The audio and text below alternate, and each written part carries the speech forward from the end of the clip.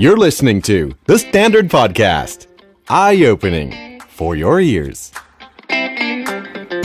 สวัสดีค่ะโบสาวิตรีนะคะ This is We Need To Talk Podcast Talk Show ภาษาอังกฤษสำหรับคนไทยที่ใช้ภาษาอังกฤษค่ะ Hi you guys, welcome back to our show and thank you so much for listening ตามธรรมเนียมของ We Need To Talk โบจะชวนเกสของเราคุย3ประเด็นนะคะถ้าเกิดเป็นพี่น้อยเนี่ยเรื่องแรกที่โบอยากจะคุยเลยน่าจะเป็นเรื่องของครอบครัวค่ะแม่บ้านนี้เก่งกันทั้งบ้านเลยนะคะแล้วตอนที่แยกย้ายไปทำของใครของมันต่างคนก็ต่างประสบความสำเร็จตอนรวมตัวกันทำกิจการครอบครัวก็ประสบความสำเร็จอีกค่ะตกลงบ้านเนี่ยเขากินข้าวกับอะไรทำไมถึงเก่งกันอย่างนี้เดี๋ยวโบจะถามมาให้นะคะ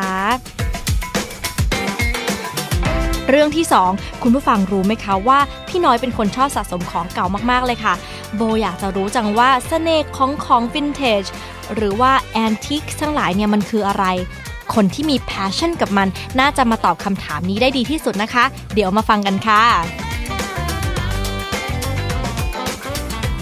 และเรื่องสุดท้ายโบได้ยินมาว่าพี่น้อยและวงพลูกำลังจะคัมแบ็กแล้วการกลับมาคราวนี้จะมีอะไรมาฝากคุณผู้ชมบ้างรอฟังกันนะคะเอาละค่ะตอนนี้ได้เวลาเปลี่ยนโหมดเป็นภาษาอังกฤษกันแล้วพร้อมหรือยังคะ Ladies and gentlemen, it would be my pleasure to introduce our guest for this episode of We Need to Talk podcast. He's one of the most talented guys in the industry. Both his acting and singing careers have been very well received, and he's got lots of awards to prove it. Plus, he, along with his family, runs a hotel empire. And you guessed it, he's good at that too. Talk about being a triple threat. Let's meet him now. พี่น้อยกฤษดาสุโกศลครับสวัสดีค่ะพี่น้อย Thank you so much for joining us. Sure. I can't believe it. If I told my 13-year-old self like that I one day will get to interviewพี่น้อย like I would probably not believe it. Oh no. Okay, so our first section of the show is called Been There, Done That. Right. So obviously the first thing we need to talk about is your super family. Okay. I've heard that singing is like in the genes of your family since your mom, คุณแม่กำมลา your sister, P. Marissa, and your brother, P. Suki, they're all singers. Except Suki. He's not? He's a musician. Yeah, he has a terrible voice. He's tried, but nah. But you guys have all like the musical sense we to your family, right? Yeah, I mean we were raised playing instruments and singing here and there, Did you get it from your mom? Yeah, I suppose I did. I mean, because my father maybe I got my athleticism because, as I became known as a dancer, maybe that was through my dad, but my mom was more of the artistic, mentality, so maybe I got that from her, When did you realize that you want to sing, you want to do it for a career? I'm getting nervous too. No, don't be nervous. When did I know? Well, I mean, I sang a bit when I was young with the family, but then when I was young, I was into sports more. Like a lot of young kids, playing football, tennis, and baseball. And then eventually, I went to ISB and I was like athlete of the year, and I was like a jock. And then I went to university in the States, and then I realized that I wasn't good enough. Suddenly you're in a, like we were talking just now, like the competition there is immense, and so I realized, okay, I guess I can't. I don't think I can make it to the university team. But then I started majoring in anthropology, and that's when I enjoyed learning about cultures and people. And in a way, it was similar to acting.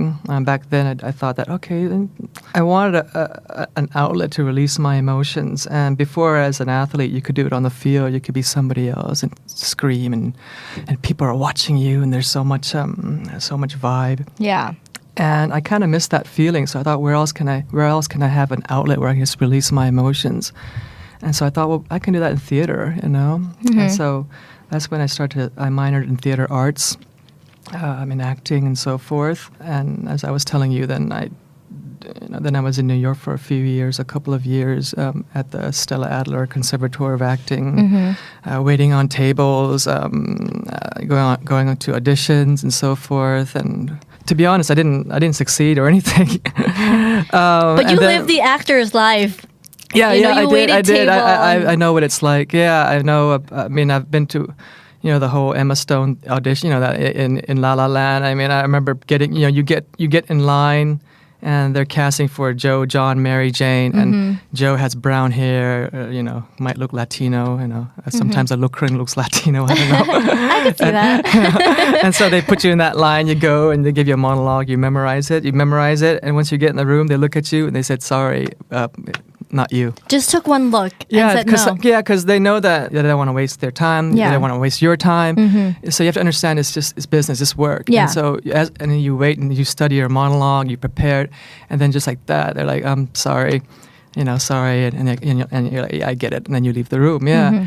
And sometimes you act, and if they like the way you look, you act, and sometimes they might they're like, "Oh, that's good. Come back again." You get a call back, and another call back. It's like 3 times. And then at the end, you still don't get it. Yeah. So it's a very difficult process, and you have to be tough, and it's a great experience. But maybe I wasn't tough. I don't know. Maybe it wasn't tough enough.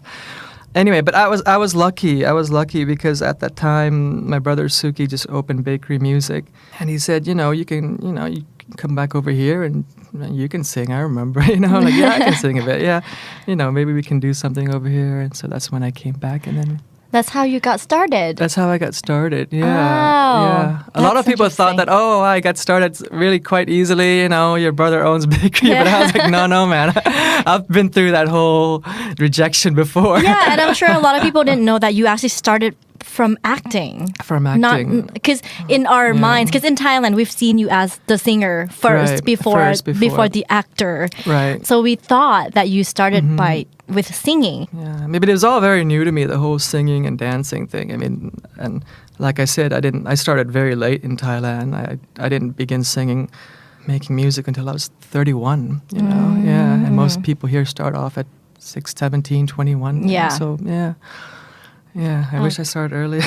Me too. I could totally relate to that because I started when I was in my 20s. I was about like 22, 23 when I started, and that's pretty old for girls to start. So I could totally relate to that. Our country is like terrible in that aspect. I know. When I tell my friends you become a big star here at 15, 16, Yeah. they're like, what? I'm like, that's in the States, that's like Disney Channel stuff, I'm like, yeah, no, and here, like, I'm an old man already in Thailand, Well, in the States, the Johnny Depp's connect till they're 60, so, oh, wow, that's our culture. I know. That's what I said to my friends. That's really funny. Yeah. So besides the whole artistic genes that you inherited from your family, I know that you guys are pretty business savvy too. Can you tell us a little bit about your family business? Yeah, sure. I mean, to be honest, we're not... I don't know if we're business savvy. We're kind of both artists and business people at the same time. I think if we were straight business people, we'd be maybe even more successful. But my mom is quite an artist as well. We do things based on how much we love it, not on how much money we would make. What can I say? I think it's we're just very lucky to be able to do different things in life, to have options which a lot of artists don't have. And especially as you get older, a lot of my bakery musician friends, and as they get older, and it's harder to succeed here if you're older, unfortunately, as an artist. They don't have other options, but I'm very fortunate that I do have other passions and a family business that I can look forward to. Yeah. How is it working with your family? Because I've heard that each of you bring different things to the table. Right.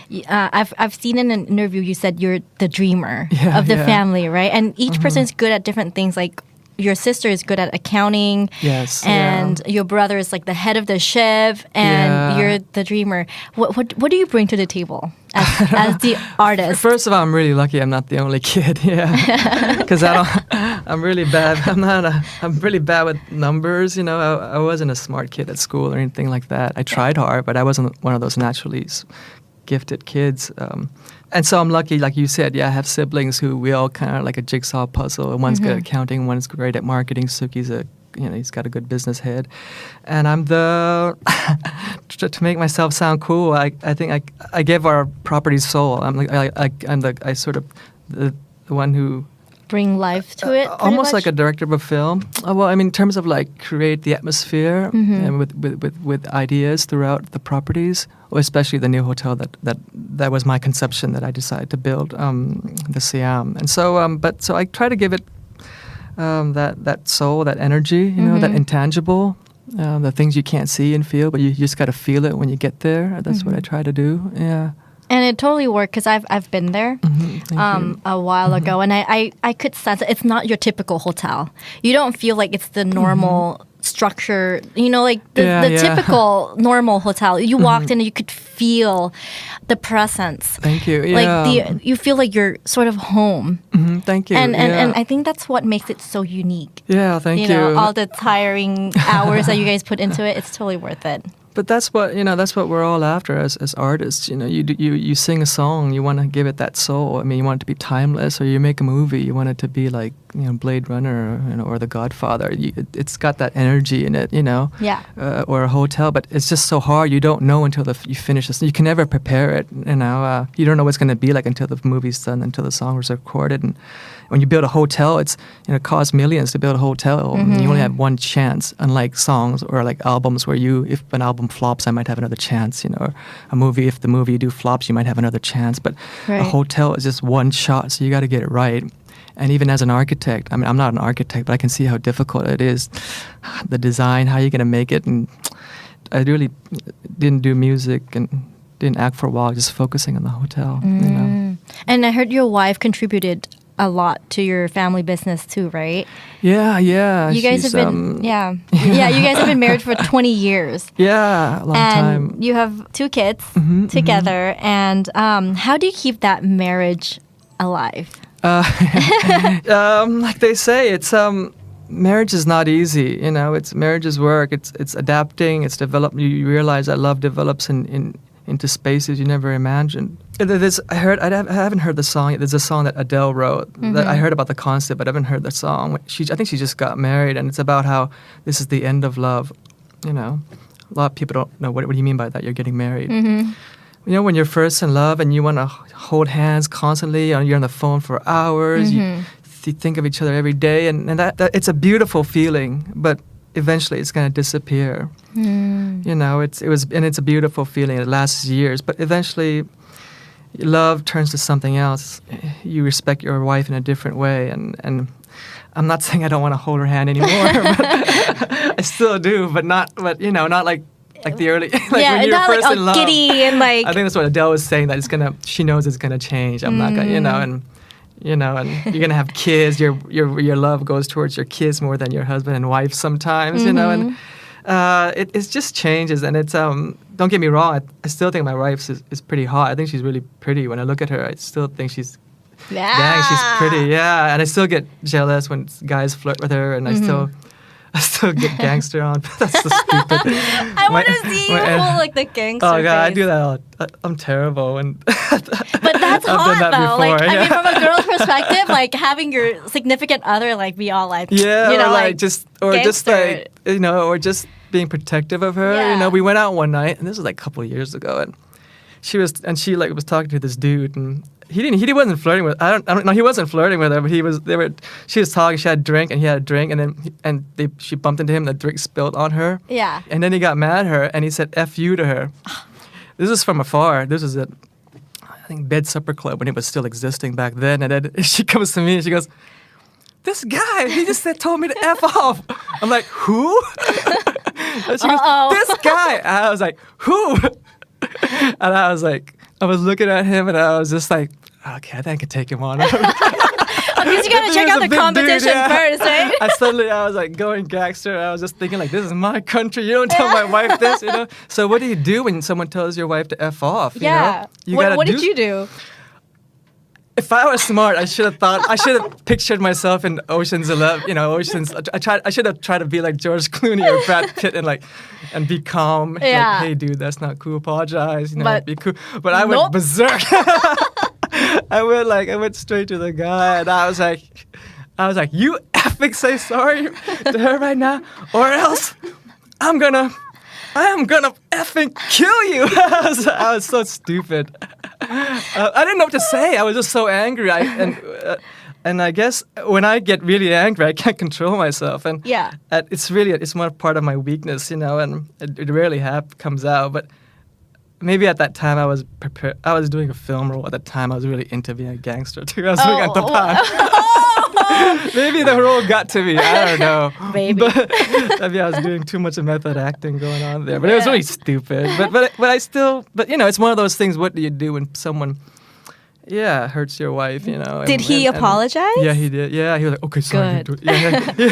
But if he was a big guy, I don't know. I would have got my ass whipped. You know. I'm lucky, yeah. But anyway, so marriage is, you know, that's marriage to you. You know, it's up and down.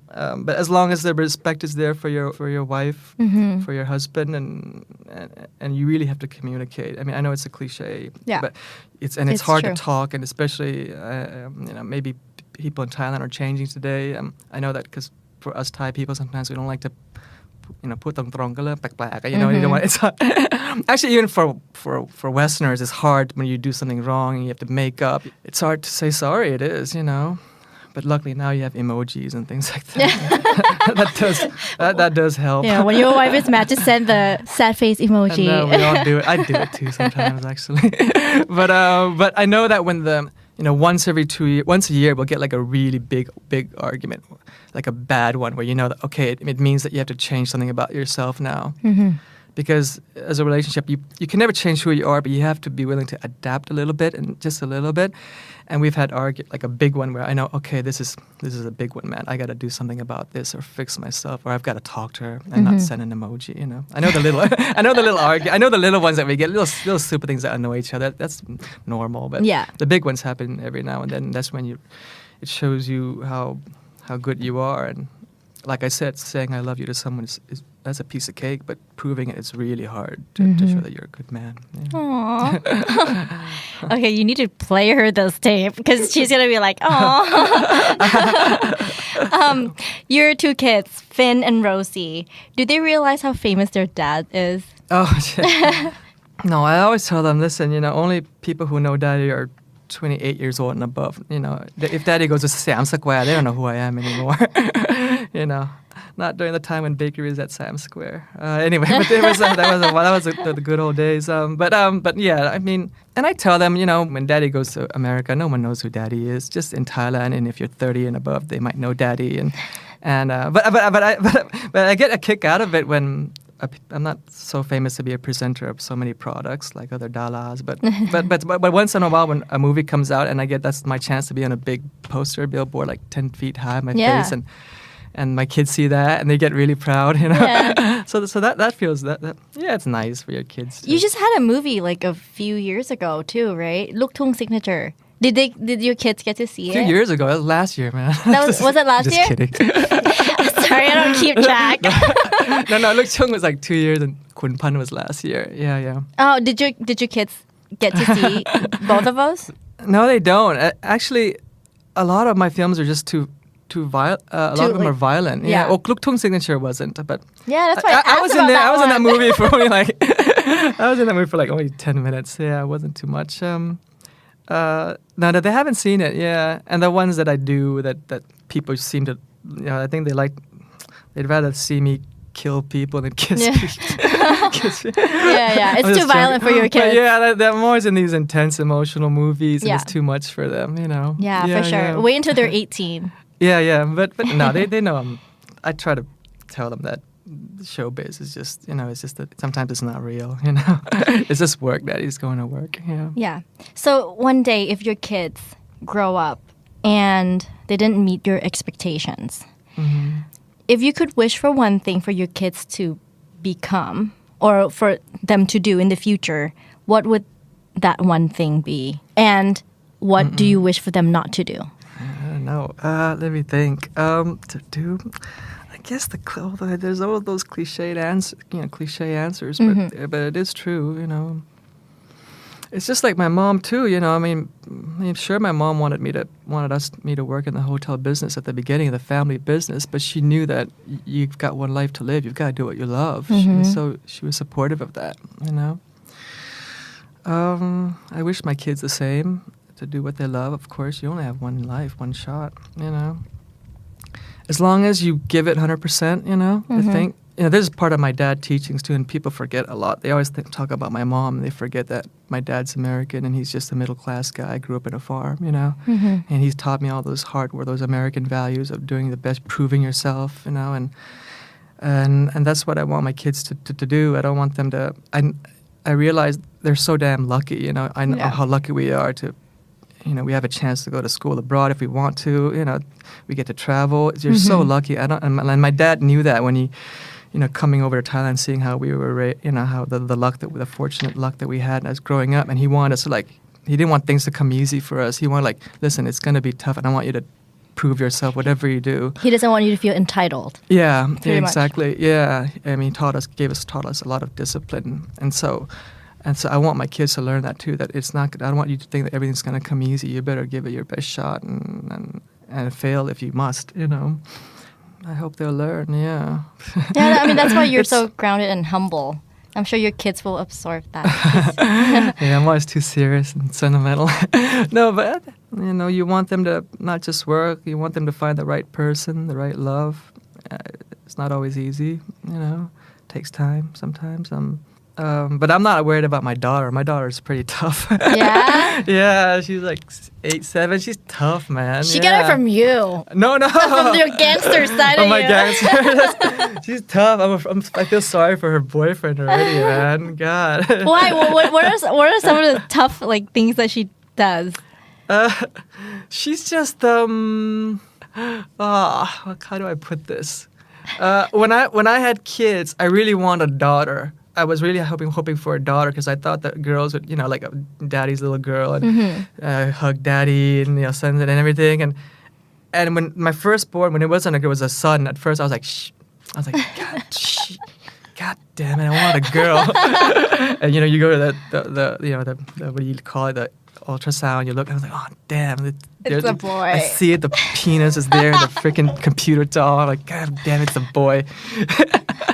But then when he was born, everything went out the window. I was in love with him, and he was so loving. He's so sensitive, and so, yeah, he's beautiful. And then finally, the second time, I had a girl. I was like, yeah, I got a girl. And then when she was born, that she grew up, she's kind of cold. She's not very warm. And I was like, what? It's like, yeah, my son gives me the love more than my daughter. I mean, and then I realized that you can't choose your, you know, you can't choose your parents, you can't choose your kids. And she shows love in different ways. She feels good to show love, you know. But then yesterday morning, she came I was sleeping and she came and she made a cookie heart and with a D on it. He goes, Daddy, this is for you, you know. And then she leaves the room. With no hugs. Like she can't show love. Yeah. I don't know what's wrong. Like, come on, baby. It's like Daddy's waiting love. with the big hug. Like you had your arms all open, like, come give Daddy a hug. And she's like, oh. Yeah. No, and she's tough too. Anyway, so but you know. No, so she can take care of herself in the future. Kind of like my mom, actually. Yeah. My mom's tough too. Yeah. You know, but that's the wonder of life. You never know. That's the fun part of life. Yep.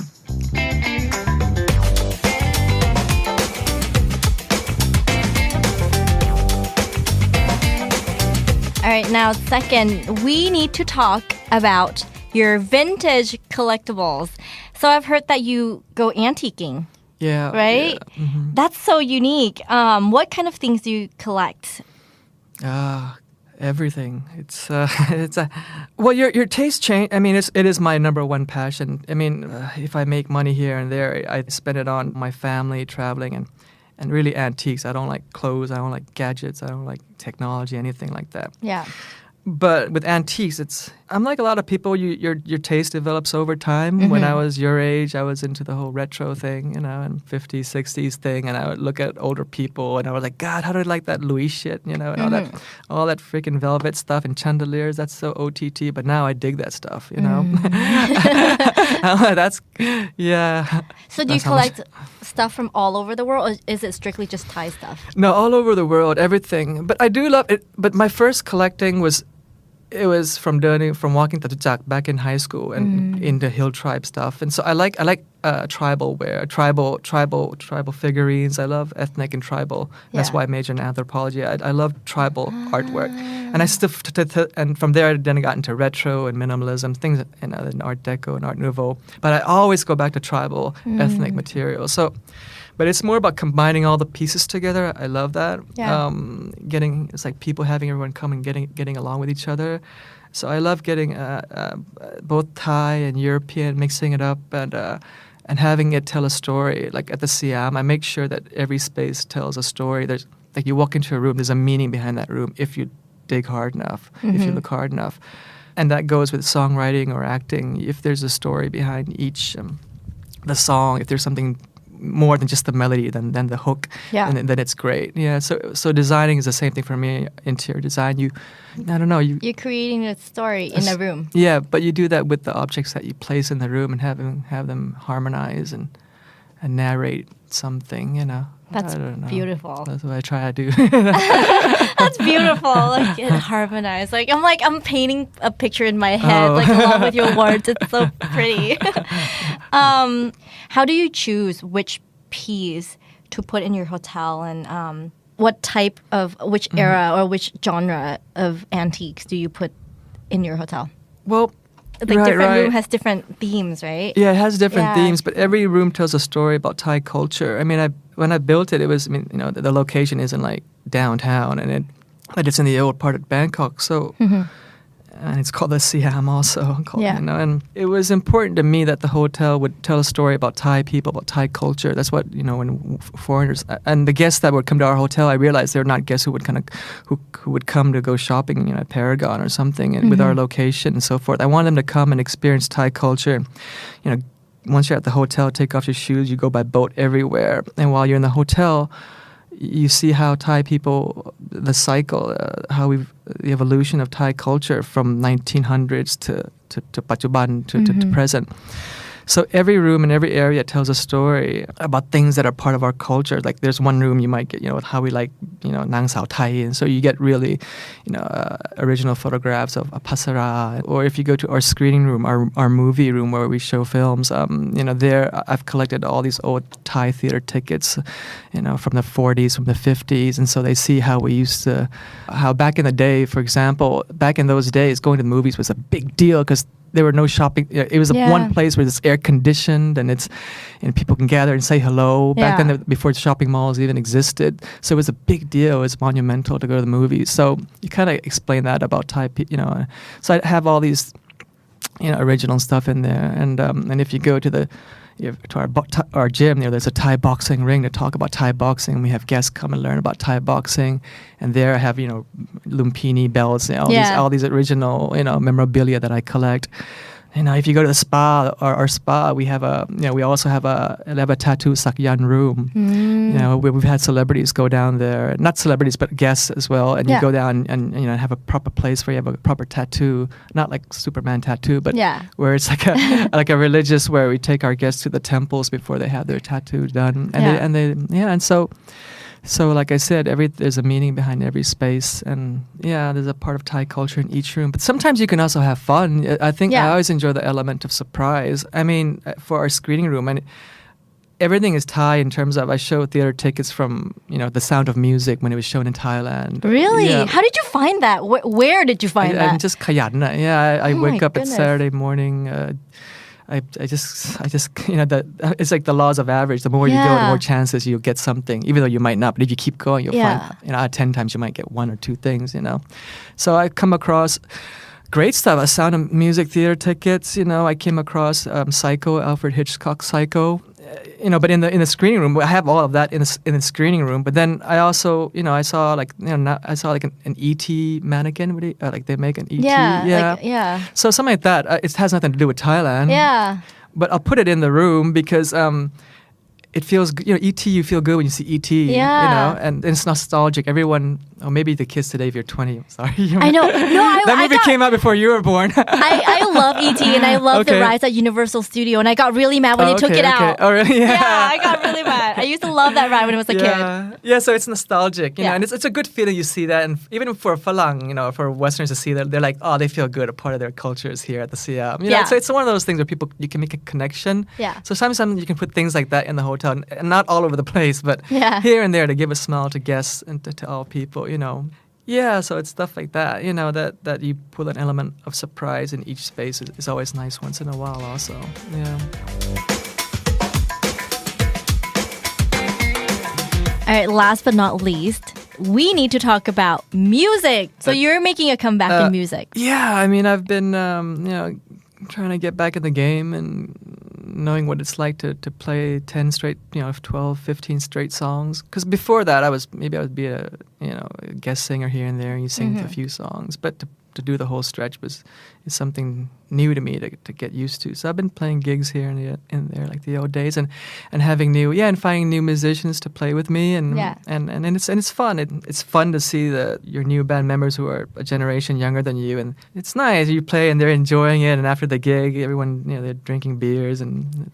Yeah, and it's like the old days, and to see their enthusiasm is great. I think it's much better to get if I had 4 backups who are my age, and it would look the freaking band. I don't know who'd come to see us. It's kind of like the other way around. It's kind of like Big Ass. They have their new lead singer, and he's a young guy, and he looks really cool. And it works, It just it was a good move, and it works too. The guy's he's a good singer and he looks cool, But so for me, I wasn't gonna get 4 dudes who are my age backing me up.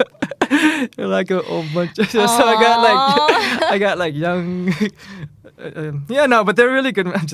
I'm half kidding, but it's half true also. Kidding, but not kidding. Yeah, but the important thing is if they have to be able to play, and the chemistry has to be there, and it is good to have enthusiasm and a new vibe in the group. Yeah. And so I've enjoyed that. And do you think there's a difference between for the new generation of kids? Do you see any changes in terms of being in a band these days versus back in the day? Being in a band? Yeah. Well, when you play, not really. A musician will always be a musician. Mm-hmm. An artist will always be an artist. But you notice in terms of maybe their lifestyles or the way I don't know band some of the singers they're talking talking about, the young singers. I didn't know who V Violet was until recently. That's because I'm just getting older, and they mentioned about all this. And then when I went on YouTube, and I was like, oh shit, she's got 70 million hits. Yeah. Dang, she's. God, I've been out of it, and so they talk about new musicians. That's fun. That new talent out there that I didn't know existed. Mm-hmm. Because like I said, I don't do Facebook. I'm not on the net much. I don't have I just don't like that. I don't like the social media. Not that I don't like it. I just don't connect with it. But I know the goodness of it. I know the pros of it. I know that it's great that, people can become, well-known singers. It does help promote music and indie artists. I realize that, and that's great, But just in terms of, I don't know, the other side of the negatives of it, I don't like very much. Yeah. Mm-hmm. But that's the way the world is now, and I have to adapt to that. I realize that if I'm going to have a new album, I have to have Facebook if I want it to succeed. I have to. Yeah. I have to have no choice. Because a lot of marketing is done online now. Yes. And the audience, it's so easy for them to reach your content via online. Right. So right. I guess it is a necessity. It is in life. It is. It's just the way it is. I gotta get my head together. Yeah. Yeah. And so. I am my own undoing sometimes, but I have to adapt.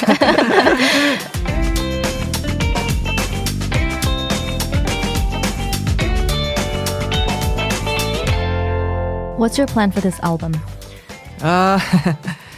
I've been doing it for working on it for 7 years, 8 years. I just got sidetracked because of the hotel and having kids and everything. But it'll be out this year, the first single. And like I said, it's fun. Like I said, music it's with movies you're not in control, as you know. I mean, unless you're going to be a director or a producer, right. You have to wait until someone asks you to be in a movie. Mm-hmm.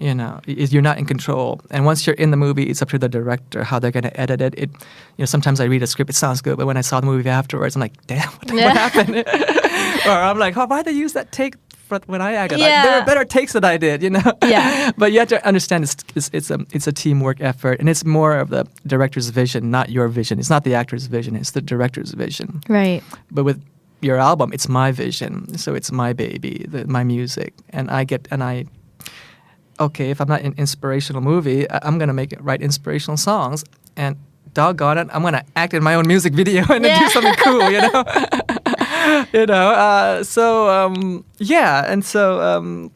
So anyway, a lot of the songs are about hope, and it's about redemption. I love the theme of redemption, about people who have made a mistake and want a second chance, need a second chance. I think it's for anybody from kids at school to people in the public eye to people who've been on drugs and go to jail and they come out, and because our problem is that in societyเราติดภาพเลย you see someone a certain way, you're going to look at that person that way, like forever, even if they want a second chance. Like I was talking about the other day, interview with Nong at the Standard, and I was like, I feel bad for that DJ who did who made the guy clap his. At first I thought it's terrible when he made a mistake, and I thought, well, I am a person who believes you made a mistake, you got to pay for your mistake, but you've got to prove yourself, you've got to redeem yourself. Mm-hmm. But how much does he have to do I don't know what he's done. I know he's done here. I don't know, I haven't followed the story, but I know that, that image, that's stuck with him now, and it's hard for, and I feel bad that I hope he's redeeming himself, but how hard do you have to do to get a second chance for the public or for your friend, people to accept you. Mm-hmm. And that's a painful process. But if you made a mistake, you go through it. But at the same time, you have to hope that the public will accept you or your family. I'm sure his family and friends understand him. But I feel for people, but especially even worse, people who make a mistake and go to jail, who did some crime, anything. I feel bad, and they want to have another chance. So I write a lot of songs about that, people who are seeking second chances, because I find that so much inspiration. Mm-hmm. Inspiration, and you get that from someone who's been hurt or failed and then has come back to do that, who gets back up again.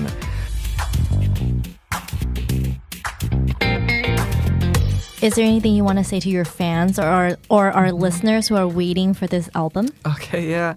I really don't think you'll be disappointed, really. I think it's I've done my best to write these songs, and it's you write your music for your fans, you don't try to write it for another market. I always say you're lucky to have a fan base who still haven't forgotten you, and it's been 10 years since my last album. You write for them, and if a song crosses over, then you're lucky. Yeah.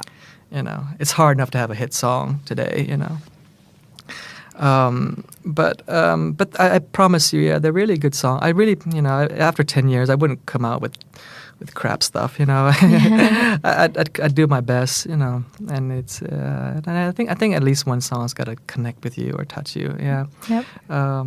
So don't worry, it'll be good songs. Yay.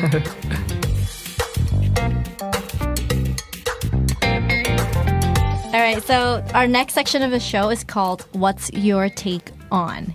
I'm going to give you 3 topics, and you get to choose one, and we'll briefly discuss your take on it. Mm-hmm. So our first topic is on the Chao Phraya River. The Chao Phraya River bank is getting a promenade and a bicycle lane. Right. Second topic is on social media, which you said you don't use, and we want to know your input on that. And third is on Airbnb, since your family runs a hotel empire. Mm-hmm. We want to hear your side on what you think about Airbnb. Mm-hmm. So, which topic is it going to be out of these 3? Yeah, one thing's dear to me. It's about the river, about the promenade, and it's Are you for or against? I'm against. Okay. I'm against. I mean, it does, I think it's 14,000 ล้านบาท. It's the whole the promenade, the watchtower, the bridge, going to Sarirad Hospital. It's just do we need this promenade? Do we need this watchtower? It's immense amount. It's so much money, and you can use that money to be helping other people in other ways in up country. It's you should spend your money wisely. I think the government should. Yeah, we don't need this. I think for that's one reason I don't agree with it. And I don't know how many people from Sukhumvit is going to take a bicycle out there and ride their bicycles. Right. I don't. Yeah, and that's the main reason I think that I'm against it. Although I realize I know that it might it's good for families and things like that, but I don't know how much it will get used. But like I said, I think there's more urgent problems that the government can use their money and our taxpayers' money, help others for. Second, I think that that they're taking away the soul of my city.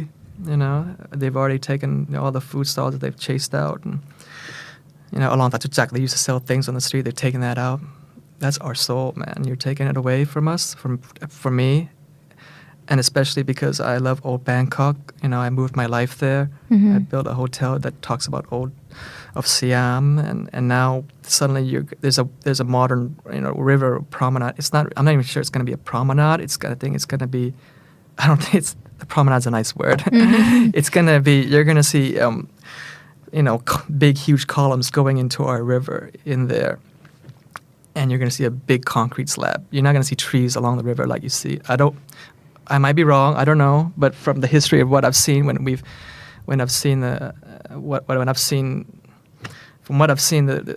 never looks like in the picture. It's like going to McDonald's. The hamburger doesn't look like what you see up there. Right. So, and like I said, so you're going to be seeing these concrete structures in the river. They've already taken out all the way. They're starting to take out all the house on stilts that people have been living forever. I know they're there. They don't have a permit, but they've been there forever. Yeah. It's all been taken. It's being taken out, and that promenade is going to be in front of temples. You don't see the way Thai people used to live. That's our soul, man. What do you you got to give respect to our history. There's other ways to improve our city life, I think.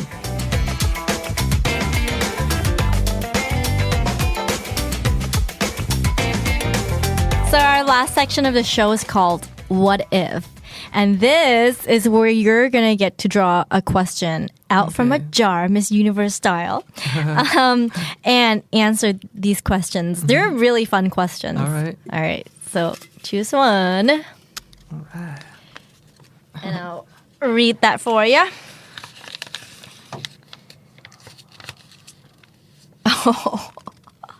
Oh wow, this is a serious one, I guess. Oh man, okay. I'm a serious guy. I don't want to bore you. I want to get a bore show. But it's hypothetical, so. Okay, I gotta have some. That's why I married my wife too. She has such a great sense of humor. Aww. I loved her bubbliness. Yeah. Aww. Really. See? Still has that. Yeah. You are a romantic. All right, so if somehow you know for certain that you will die of an incurable disease within 3 months, would you allow yourself to be cryogenically frozen within the week?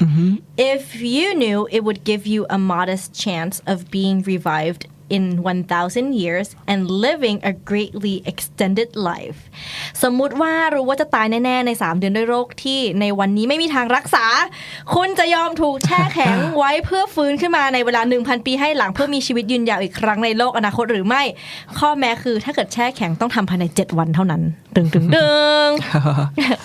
Would you? This is easy for me because I always said I want to live 100 years ago, not 100 years in the future. So no, I wouldn't want. And to be honest, I mean, life is long, man. I mean, I would accept it if I died today. I'm 46 now, and I'd like to think I live to be 80, and I'm lucky because my grandparents are 95, my grandma's 100, my mom's 80, and she's still going strong. But so, and I can't believe that this is only halfway through life. I mean, when you think about it, it's been a while. I can't believe another 40 years to go, it's long, man. Life is long. It's not short like people say, you know. But so I feel like it's quite long. However, the catch is that I'm starting to realize, and elderly people tell me that the second part of life, it goes by very fast. The first part, like when we're young, you know, it's so slow. The school term is so long. That's oh my true. God. But now it's like boom, boom, boom, boom. It's a 1 year already. You know, we have to start preparing already. So the second part of life does go by extremely quick, and you don't get any healthier. You know, your body slowly just deteriorates. And it's all about growing, growing old gracefully, as they say, which is not easy to do. And so I'm happy to disintegrate to not freeze yourself. Except for so I'm fine with that. Because like I think waking up in the next 1,000 years, like you wake up and everything is probably new and fresh to you, and you like, where am I? Where are my loved ones? Where are my family? You know, you gotta like live all alone, pretty much. Like I wouldn't want to do that. Yeah, to really do that and see the world 1,000 years. I mean, if you're to see like it's like the Jetson. If you're like Elon Musk, he'd be like, yeah, man. See, then you could like live maybe like it's like Star Wars in the future. Right. Because you're frozen like Han Solo, and then you get to see like in the next 1,000 years like how far technology has gone. Yeah. I mean, it is really amazing times. I can't believe these past 5 years has been crazy. It's been nuts the way things are moving. At everything, technology. I'd never thought it would move this fast. I mean, everything is changing now. The world is changing. I mean, people who are living today. I mean, you guys are. You guys are in for new challenges and everything from government, how democracy is changing all over the world. Yeah. You know, from Bangkok to the U.S. and it's time, and the way social media is playing a part in how you win elections, how you live your life, and this is just the very beginning. I mean, it's gonna go by boom. It's gonna just. I am curious to see. I don't want to see it, but no, I'm curious to see how it's gonna turn out. Yeah. Although I'm not sure if I want to live in it. Yeah. Yeah. But it is amazing.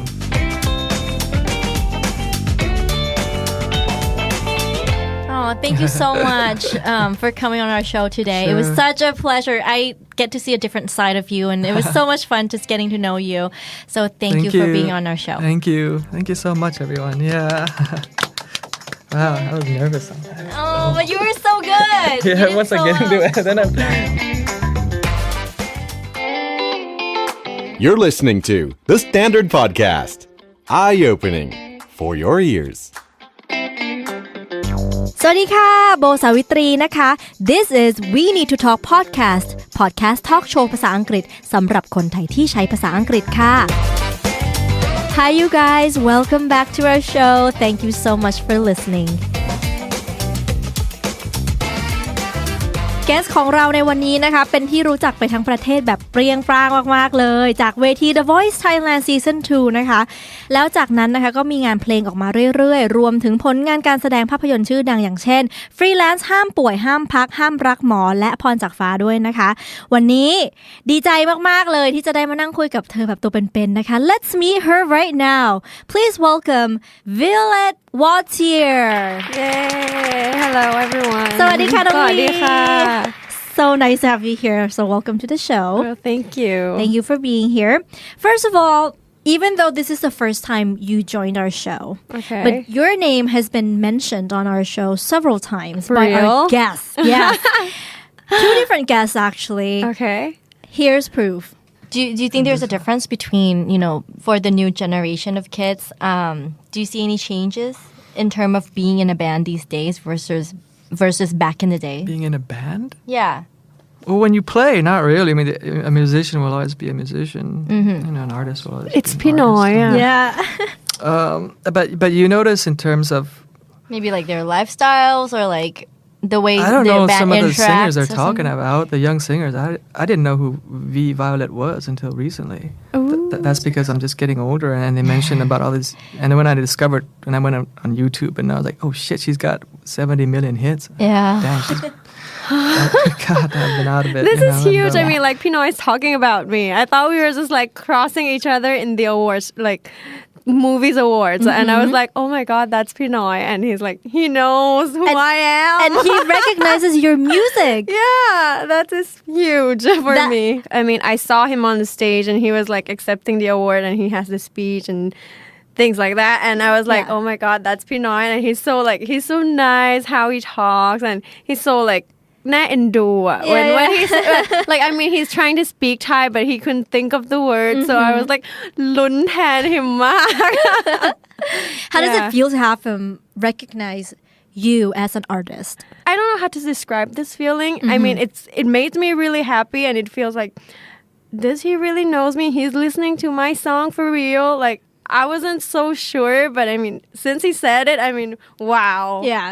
Like I mean I worked with พี่เบิร์ดธงชัย as well and พี่ป๊อด Modern Dog and I told myself like wow I'm like really lucky I get to work with these artists like they're like the top one in Thailand and I'm like who is this girl why is she working with them like this is huge for me It's surreal huh yeah it's surreal it's like a dream come true all right so here's another one this person was on our show like a few weeks ago okay and he said that he would love to write, direct, and star in his own movie someday. So when I asked him who would he like to have as a leading actress, let's listen.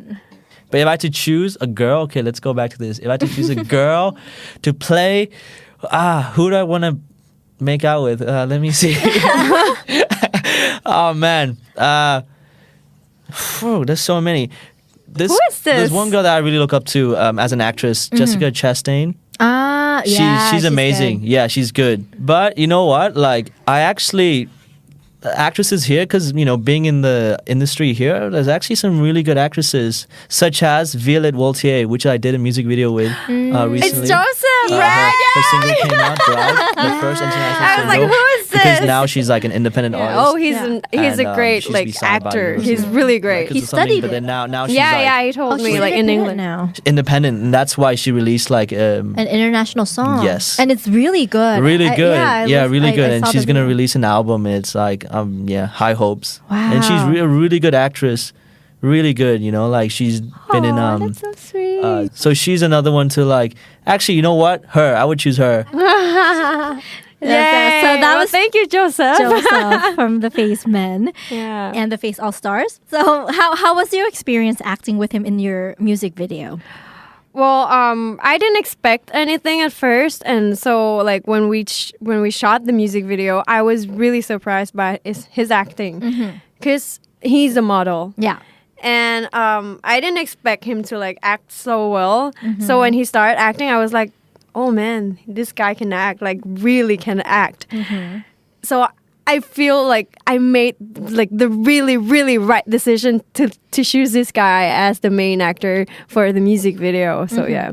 So if he was to make a movie about his life and he would cast you as his leading lady, yes, would I you would say yes. Yes! I'm waiting for this movie to come out. I'm waiting for him to make this movie to watch it. Okay, so this is what we already know about you. We know that you're half Thai and half Belgian. And you were born in Japan and moved to Thailand when you were very little. How old were you when you moved here? I was 2. Yeah, so like my first language that I started talking was actually Japanese. Really? Yeah, but I mean I forgot all those because like we moved here and nobody's talking to me in Japanese. So yeah. That's so cool. So worldly. Yeah, like, I know. like like every part of me is like somewhere around the world. Yeah, you leave your marks everywhere. We heard that your dad speaks French to you. Yeah. And your mom speaks Thai to you. Yeah. And they speak English to each other. Yeah. So is that how you eventually became a trilingual? Yeah, I think it became because of that. Because like my mom doesn't speak French and my dad doesn't speak Thai. So the only language they can speak together is English. So when we all like the whole family want to speak together, we need to speak in English. So that's how I think. I don't know. Yeah. Are you comfortable with all three, or which would you say? Well, you're most comfortable with? I think Thai is the best like that I can do. Yeah. I mean, when I talk in English or French, I still think like, you know, it mixed together like both French and English. So when you make sentences, it just kind of like put in the wrong place. So yeah, you can see like I But I made can't like tell with English. for real. Yeah. I can feel that I still made like a lot of mistakes in my sentences, but I mean I don't care that Girl, much. everybody makes mistakes. Yeah. No one's perfect. Not even native speakers. Yeah, so I mean like I don't care. I mean if as long as people understand me, that's fine. True that. Yeah. Is there any other languages that you speak? No, actually. But I mean I've been trying to speak Isan. Yeah. Does that count? Let me hear something. Well my grandma said like stop, it's annoying. But I mean I've been trying. Like wow บ่ค่อยได้อะไรเงี้ยไม่รู้ I don't know. I think that's adorable. Aw. Yeah, and I've been watching a lot of Japanese reality TV show lately. Yeah. So I've been like practicing my Japanese like daijobu, like you know, tadaima. What something. type of reality show? It's called Terrace House What on is it? Netflix. Oh, what is it like the Kardashians or something? Or like no, what it's type of like, reality no, it's show? not. It's not like that. It's more like 6 people living in like the same house together. So they just like we see the development of the relationship and between kind of people. like Real World back in our days. I don't know, but it's like it's a really cute reality TV show. I mean, like if you like see with the States TV show, it would be more like dramatic. Too dramatic. Yeah.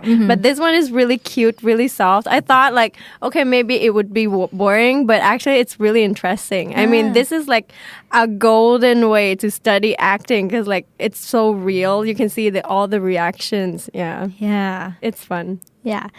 We also know that you just came out with a new single, Yeah.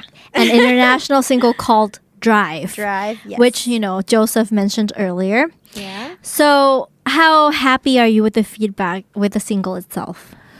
I'm actually really, really happy and really proud of this work. I mean, it's... You wrote it yourself, Yeah, too, I right? wrote it myself. And I mean, I've been dying to release English songs, but I didn't have the opportunity to do so. So this is like my new chapter. I became like independent artist. So everything is new. So it feels like this is the whole new chapter and I'm so ready to jump in it. And the feedback was almost 100% good. So it really pleased me. Like people actually really like my songs. Yeah, I feel like it's very relevant. It's if I didn't know who you were and if I were just to listen to the music, I would have thought it was an international artist who released this song. Oh, thank you. It's really good. So keep it up. So what's next? Is there going to be an album? Yeah, there's gonna be an album, but also before that, I'm gonna release like a few singles of the album before I dropped it. So right now, I'm still working on the music. The song is not fully done. Like not every song, I haven't wrote it all yet for the album, but I'm working on it. Is there a plan, like tentatively, when you would something release the like album? okay, it should be this year. That's the plan. Yeah. Okay. It could be December 31st. Oh, maybe, but I don't think that would be a good idea. But No. yeah.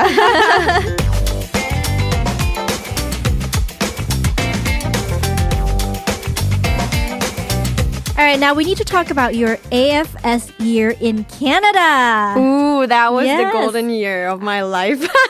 Was that your first experience living abroad as an adult? Well, not an adult, but not like an a adult. teenager. Yeah. Well, I mean, I always go summer, like go to France every summer, but it doesn't count as living there. I mean, I stay there for 2 months, but it's not like I'm going to school or meeting people or something like that. So that is the whole new experience. It's like I'm really like far away from my parents, alone in like different country. So that's like, I think it's an experience everyone should have actually. Yeah. Yeah. And Canadians also speak French, French. right? Yeah, I was in Quebec, so everyone's speaking French. I actually intentionally choose the country that I can speak the language, so it wouldn't be so hard for me to get in along with people. Yeah. So that's why you chose Canada. Yeah, and I mean, Quebec. like it could be like the States or Canada. I wouldn't mind. Any part of the country would be fine. Yeah. So that's why it was easier for you to adapt and to make friends, right? Yeah. Because you can speak the language. Yes. Which part of Canada did you live in? I was living in Belleuil, a town called Belleuil, which is next to Montreal, like 30 minutes from there. Mm-hmm. Yeah. And just the name itself Belleuil tells you that they predominantly speak French. Yeah. Right? What was the town like? And was it a city or was it more like a countryside? It's more like a countryside, but not so countryside. Mm-hmm. It's like a little bit of both. It's like Lakabang of Bangkok. So like the suburb. Yeah. A little bit. So it doesn't feel like you're living in like super countryside, but it's just like a tiny town. Yeah. Yeah. What was your first day like?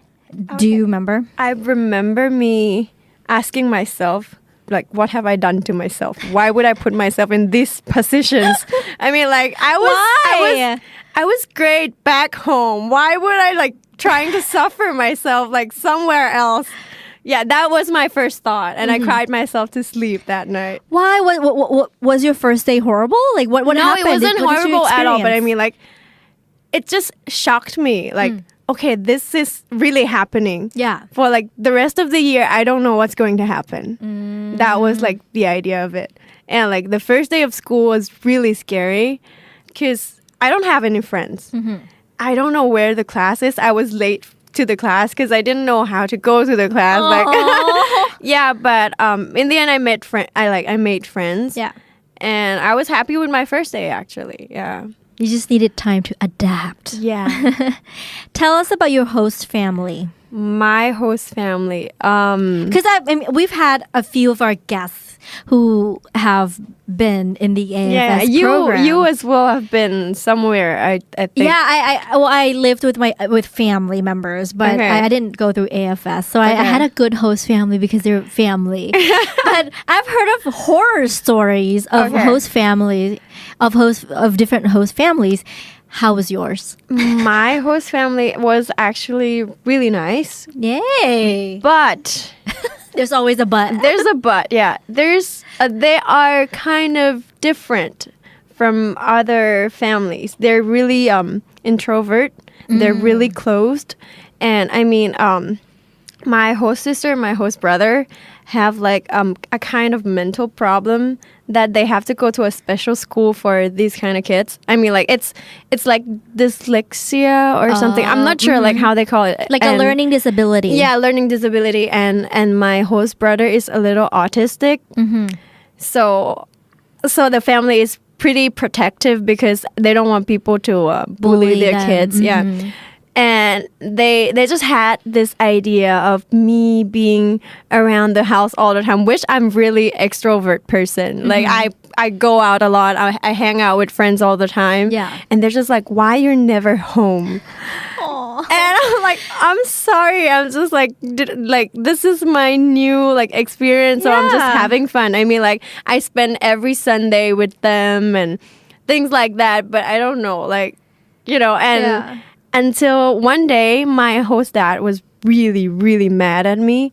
And I was like, how am I going to do? Like, what am I going to do? I don't know. He doesn't even talk to me. What was he mad at you for? It's just a misunderstanding, something about like I was Skyping with my family in Thai, and he like came by behind me and was like, hello, something like that, and he kind of felt like I didn't want him there or something. Aww. So he just didn't feel good. Yeah, he was offended or something. Yeah. And I mean, like, I didn't say anything. I didn't think that way. And one day I came back from school and he's just like, didn't talk to me. I asked him a question. He was just silent. So I was like, what's going on? So my host mother was like, okay, he's really mad at you, at like things like that. And I wasn't sure, like, why? Yeah. Why? I don't understand. And then I wanted to talk to my counselor, but she was in Italy. So I was like, okay, I'm really alone. So how am I going to handle this? I went into the bathroom. I cried myself for like 3 minutes. And then I realized, okay, I need to talk to him. So I went down, stand up like in front of him, like in front of the TV, not letting him watch. And like, are you going to talk to me? Because if you don't, I'm not going to talk to you as well. Yes. So he's like, okay, then we can talk. Yeah. Yeah. So by the end of the day, we made up and like, I kind of have like this... like a macho personality. Yeah, and I mean, But like, I that's became really more mature. manipulative, I guess.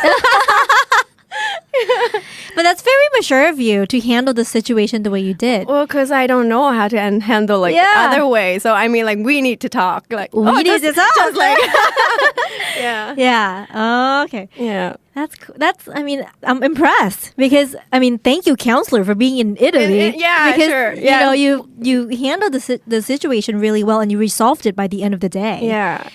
So, what about school and friends? School and friends. Let's talk about my friends first. Right. My friends are really, really hippie people. Yeah. Yeah, they're like really, really hippie. They just like hang out in the woods all the time.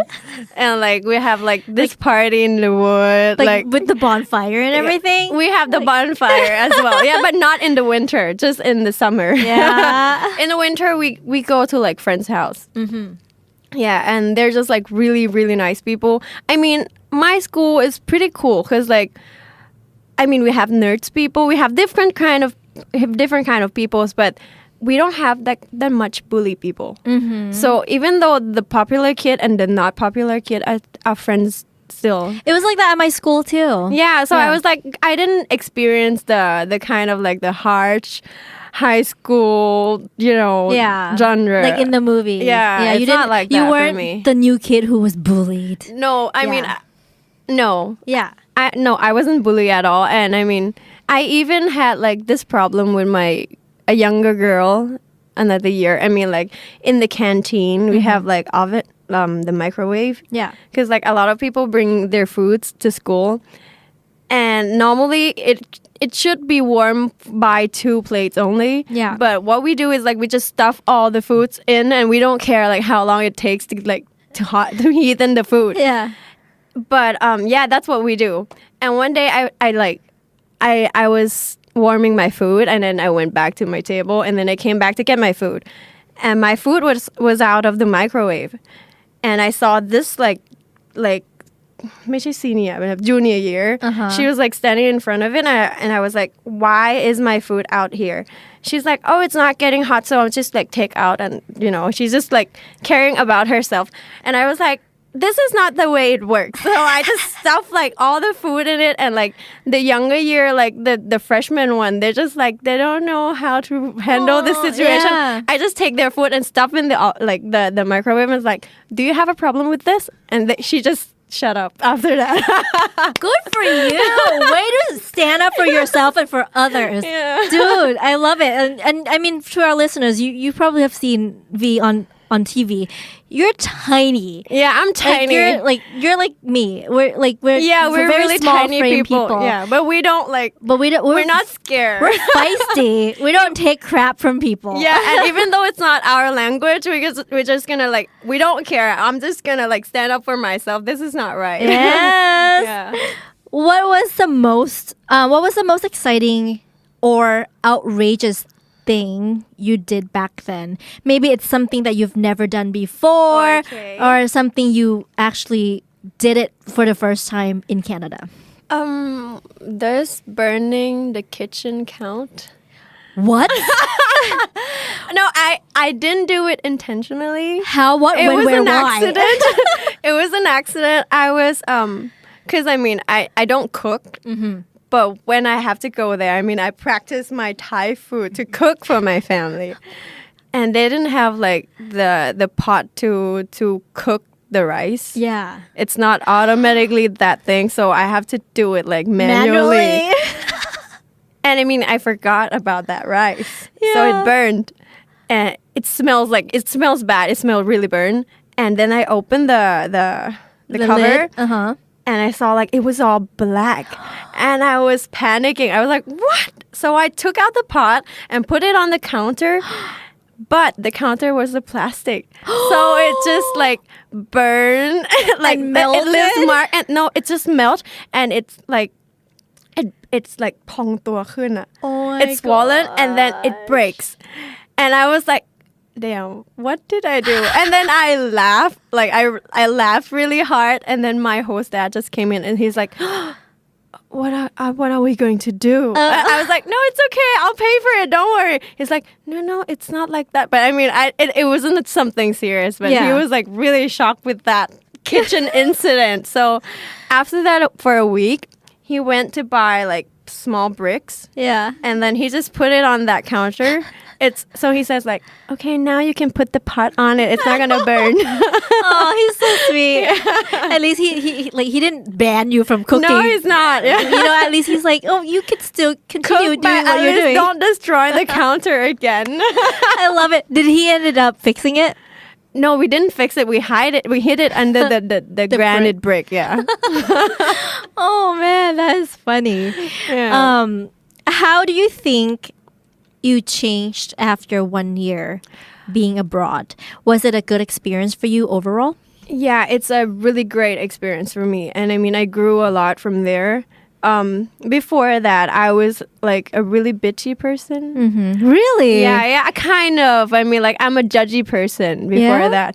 And I mean, like, when I went in Canada, my family was, I told you, they were a bit weird because, like, the younger one is autistic and, like, the older one, it has to be in the different school as well. So, I mean, like, it's a kind of, genetically, I guess it passed on.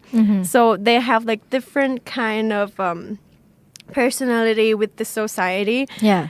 So I mean, at first I felt like, oh my God, they're so weird. Like, how am I going to survive this? But since they bought a new bed just for me, so I mean, I might as well just try like to fit in. And then at first it was really hard for me, but then I changed my point of view, and I mean, like, I just laugh with them and like just, you know, they're nice people even though they're different. Yeah. So that's why, I mean, if I could live with them for like the whole year, I mean, like, I could live with anyone. Yeah. So yeah. How old were you? What grade were you in? I was 17. So were you a junior or? I was a senior. You were a senior. Yeah. I had prom. Yeah? How was your prom? My prom was great. I had a date. Yeah? Did you ask him or did he ask you? I actually asked him. You go, girl. That's my kind of woman. No, and he's not in my school. He used to be in my school. He's a university. Ooh, going for the older guy. Yeah, I dated an older guy. Yeah. That's cute. Did you have a great time at prom? Yeah, I had a really great time. See, that's good when you go to study abroad during your senior year because you get to do a bunch of activities because they have a lot of activities for seniors. Like, there's like, I don't know if you guys had like senior ditch day or like there's always some kind of special day for like, seniors. We have a day that we dressed up as a theme, like every once a month. I mean, like, we're gonna have like, okay, changing of sex. Like, we're gonna have to dress up in school, like, to be something else. Yeah. What was your favorite theme? I like I didn't dress up, but I mean, people dressed up. It's a occupation. Yeah. And people in my school, they're really funny because, like, a few of them dressing up as Ghost and the other one dressing up as Ghostbuster, and he came up with the machine like a vacuum? Yeah, vacuum machine to chase around the ghosts in the cafeteria. I love it. And they broke into the office and like turned on the song of Ghostbuster, and they just run around like the canteen. That's brilliant. That's so funny. Yeah. All right, now we need to talk about your DJing job. Okay. Your radio host job. I don't really count that as my job. I mean, I feel like that's a hangout spot. Because you love it that much. I mean, I don't feel like I'm doing a lot of things. I'm just talking with my friend. It's not like if you're talking alone. I mean, like, this is like a job to like entertain people, but actually I felt like with Junjun I feel like we just go to Mao. Yeah. Girls talk. Yeah, all the time. It feels like we're talking in bedroom all the time, and people are just like calling us in, and we're like, okay, put it on speaker. Yeah. So besides being an artist, you also DJ at Cat Radio, right? With Junjun, like you said. How did you get this? Well, I don't want to say job, right? How did you get this gig? Were you just given it, or did you have to audition? I actually had to audition, but it just landed on my lap. People from Cat Radio were like, okay, do you want to come try out this? I was like, huh? What is this? But I mean, like, I already said yes. Like, I couldn't say no. Yeah. So maybe I just go try it out. And then after that, I got the job. Like, even though they didn't ask if I wanted or not. Yeah. So I got the job. And I'm like, okay, then I'll do it. So that's how I got the job. Yeah. You started off with a solo show, right? Yeah, that was really awkward show. Really? Yeah. Why? What's the difference between hosting a radio show by yourself versus being paired up with a girlfriend like Junjun? Like, first of all, being host alone, you feel like, okay, who am I talking to? Yeah. Like, you don't know what your audience look like. I mean, you can feel like you talk to the audience, but you don't know the age of the audience or like the face of the audience. So you don't feel like you're talking to anyone. You're just talking there. Yeah. So I don't know. It just feel awkward. I stopped having things to say. Like, I running out of things. And I just kept like turn on the music and just say like a few sentences like, wow, the song is so great. And then put on the next song. Something like that. It was so awkward that people at Cat Radio just like, okay, you're so pathetic. I just put you with Junjun instead. Then. And that changed everything. Yeah, and that changed. Yeah. Do you take calls from listeners too? And what do they usually call and talk about? Ooh, yeah, we have a lot of calls, and we have a lot of different kind of people. They're like really young ones in school. They just like talk about, oh, I have this exams coming, or like, what should I think about the exams, or how to get in uni, or like, okay, I have a problem with my friend, or like a boyfriend or something like that. So it's just really something to talk about, like really young. But also we have like people from around 30 or 40 calling in and talked about like the perspective of life. Or we even have a depression patient calling in, like talked about like they need somebody to talk to. So they just call in and talk with us. Oh, yeah, that's nice. They just need to release that stress. Yeah, and just I mean, need like someone to listen to we them. have this one really peak calls from a guy. He said like, okay, I'm having a depression right now, and right now I'm on a bridge. And we were like so shocked because we wouldn't know how to do. But thank God we had like Greasy Cafe sitting next to us. Yeah. So he was the adult one in all of us. Yeah. So he kind of knows how to handle. And Junjun was like saying things like to calm him down. So I was like, okay, I had to play my part. I don't want this to be too serious. So I'm just like playing all the jokes around, like just not to make it too serious. Yeah. But by the end of the night, it was the last call of the night, and we hung up, and then my boss, she called back him again and like, okay, can I have your like address or something, and you can come to Cat T-shirt, and we can give you like free tickets, and like you come meet with us, like, you know, come hang out. And he actually came, so it was a really great news. Yeah. Oh my gosh, it must have been so I mean, we can hear the river down the bridge. I mean, like the water was streaming. We can hear it through the phone. Yeah. That's scary. Yeah, I know. Yeah. Yeah, I wouldn't know what to do in that situation. Yeah, we were like, okay, like what should we do? Yeah. Like passing notes, like let's say this. Yeah. Well, at least you guys handled it well, and you saved a life. Yeah. So I mean, yeah. I mean, you wouldn't know what he would have done. I think he wanted help, so that's why he called. He just wants somebody to talk to, like to stop him from that thinking, and act like we picked up. So it was a good thing to do. Yeah. Yeah. What do you like about being a radio DJ? I like the people and listening to the music. Yeah. I mean, I really like the people that I'm working with, my boss, my colleagues like Jun. And like when we have events of like music festival, it's like a charging battery. Cause like people that came to see the concerts, they're just like genuinely really nice. And yeah, so yeah, that's the positive vibe I get from the job. Yeah. No. So tell our listeners, what is the day and time of your show and how can people follow you? My day and time of the Cat Radio show is on Monday, 9 p.m. You can listen it on thisiscat.com. And to follow me, you can follow me on Instagram and Facebook or YouTube. Yeah. Okay.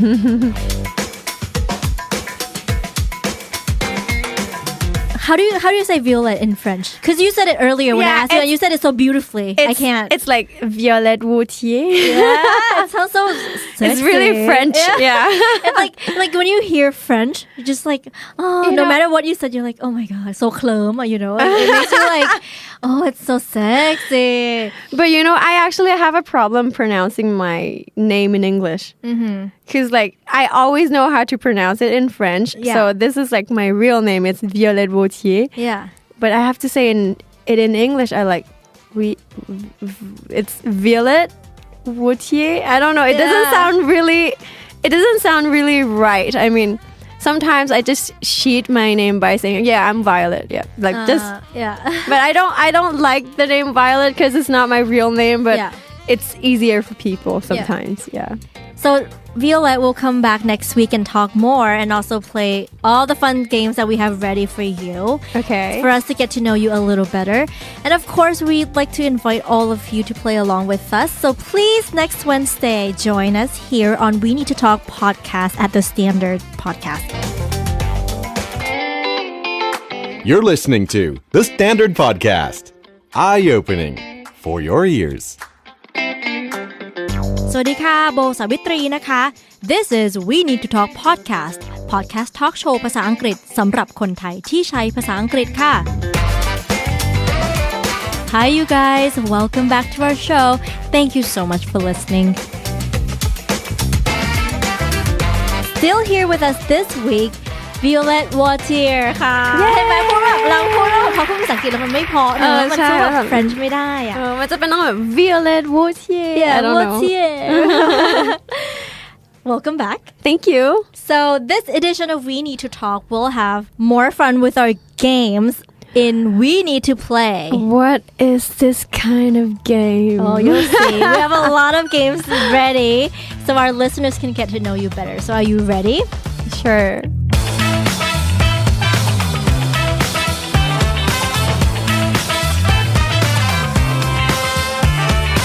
All right, the first game is called Would You Rather?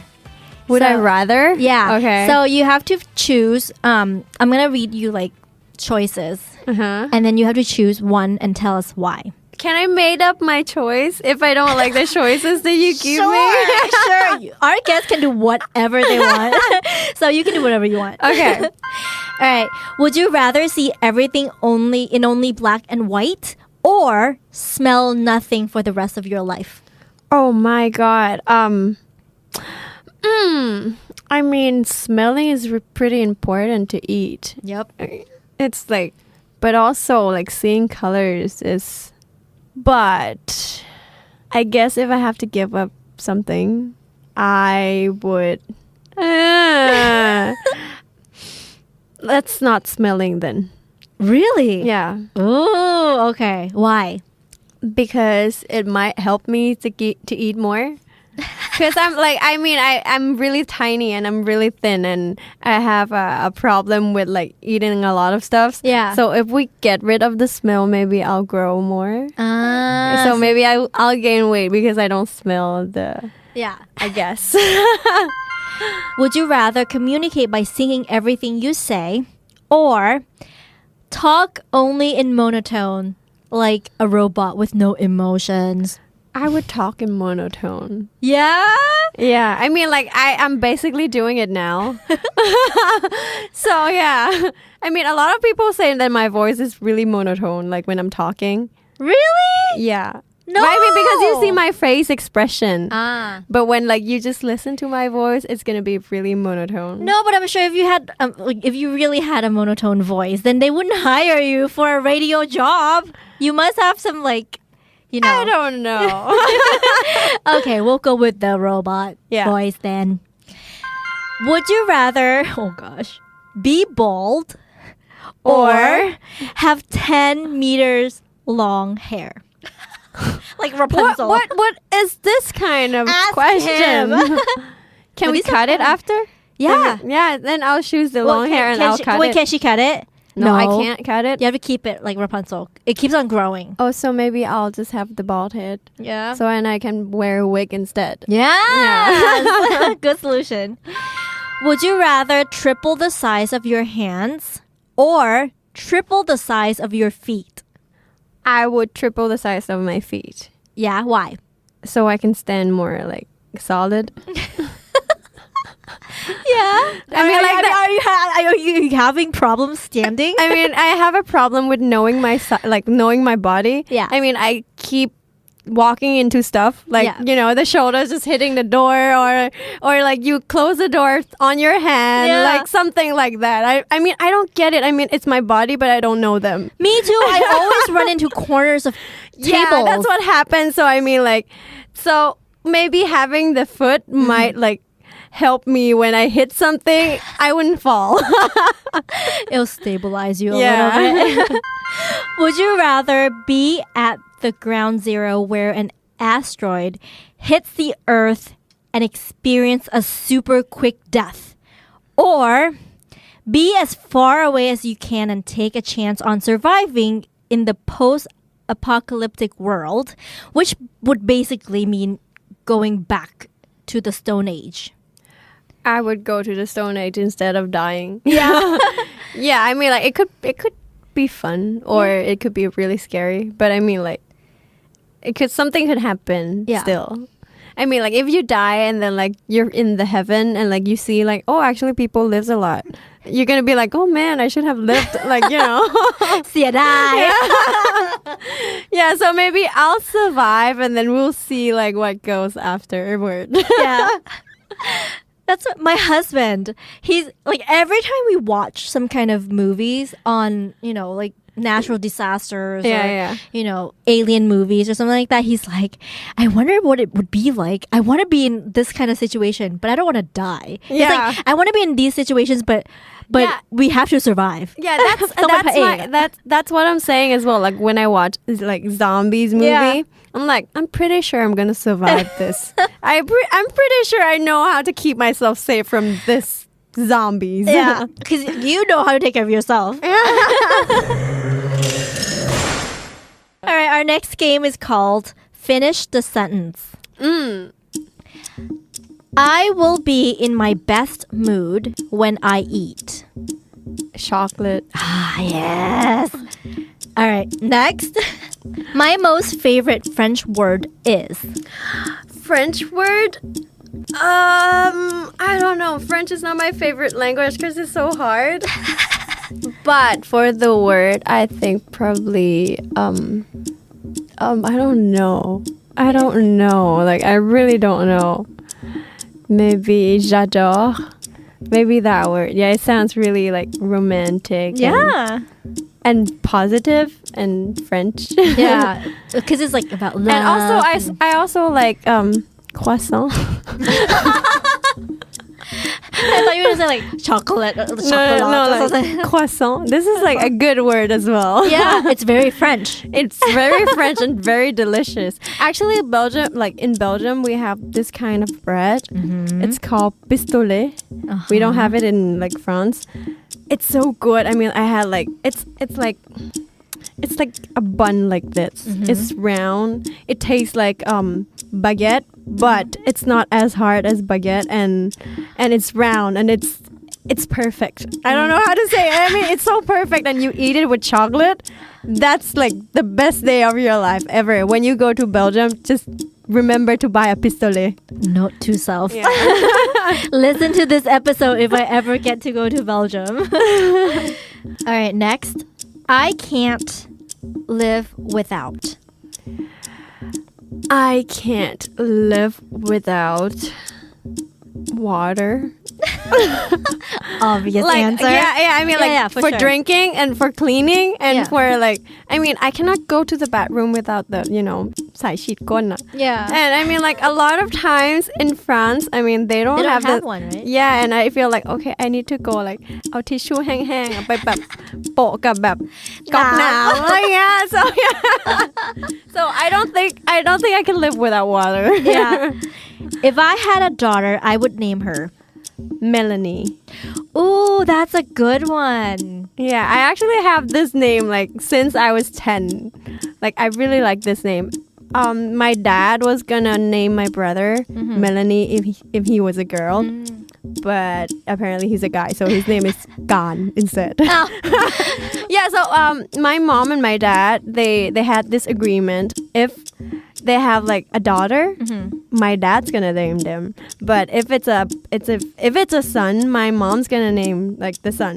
So if I was a boy, my name would be Pumsit. Pumsit. And then my dad was like, no, you cannot name our kid Pumsit. So she changed to Nut instead. So if I was a boy, I would be named Nut. Yeah, but yeah, I'm a girl, so I'm Luckily, you're a Violet. girl. Yeah. But if you have a boy, I've never ever thought of that. No, not gonna be Nut, that for sure. I don't know. Pumsit. No. Like I'm trying to thinking of the name of actor I really like. Maybe Johnny Depp. Like, yeah. It's cute like that. Yeah. Cute and simple. Yeah. All right, our next game is called Super Random Questions. When we open the door to your bedroom and enter and look around, Okay. this might be the first word or words that come to our mind. Messy. I'm like the messiest person in the whole wide world. Yeah? Yeah. I mean, I'm a bit ashamed of it, but also like I know I cannot fix that. I mean, I've been trying to organize all my stuff in my room, but it just become more messier and messier. I don't know why. Even though I just like cleaned it last week. Yeah. So yeah, I have a really messy room. If we say we would meet at the mall without being specific which part, what store or department are we likely to find you at? Probably like a bench or like around fountain. Yeah. Like the middle of it. I don't know. Like probably that. I'm not gonna be in like a restaurant because like that's too specific. So when you say like meeting, like we're gonna meet at the mall, I'll probably like be where it's like The center the spot. spot. It's like obvious. It's like an obvious spot. Something like that. Yeah. What would be one important quality that is a must for someone you'll be in a relationship with? For real, I don't know. I guess very understanding. Yeah. That's a good one. Yeah, I guess. It's necessary in a relationship. Yeah. I mean, I've never succeeded in relationships, so I don't know if this is like one of the most important things, but for now I think this is one. Yeah. I mean, you succeed in it. I mean, you're having a baby right now. Yeah.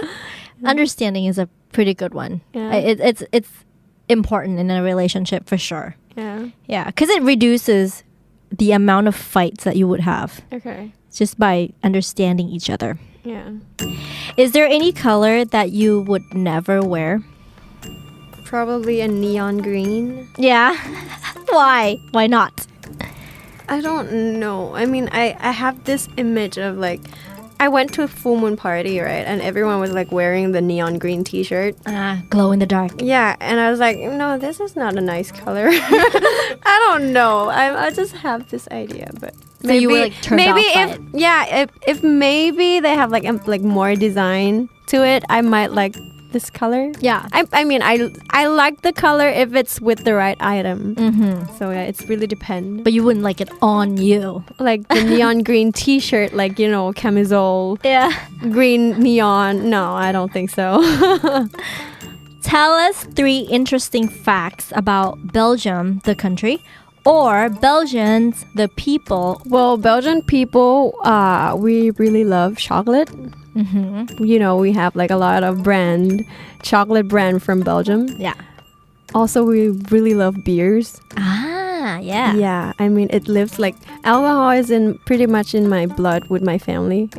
I mean, like I know in Thailand they don't like alcohol and things like that. But I mean, I grew up with alcohol. I mean, when I was 10, I had a champagne class. Yeah? Yeah, I mean, like That's cool. Like when I was a baby, my dad dipped like my tutu in beer and like let me, Really? Yeah.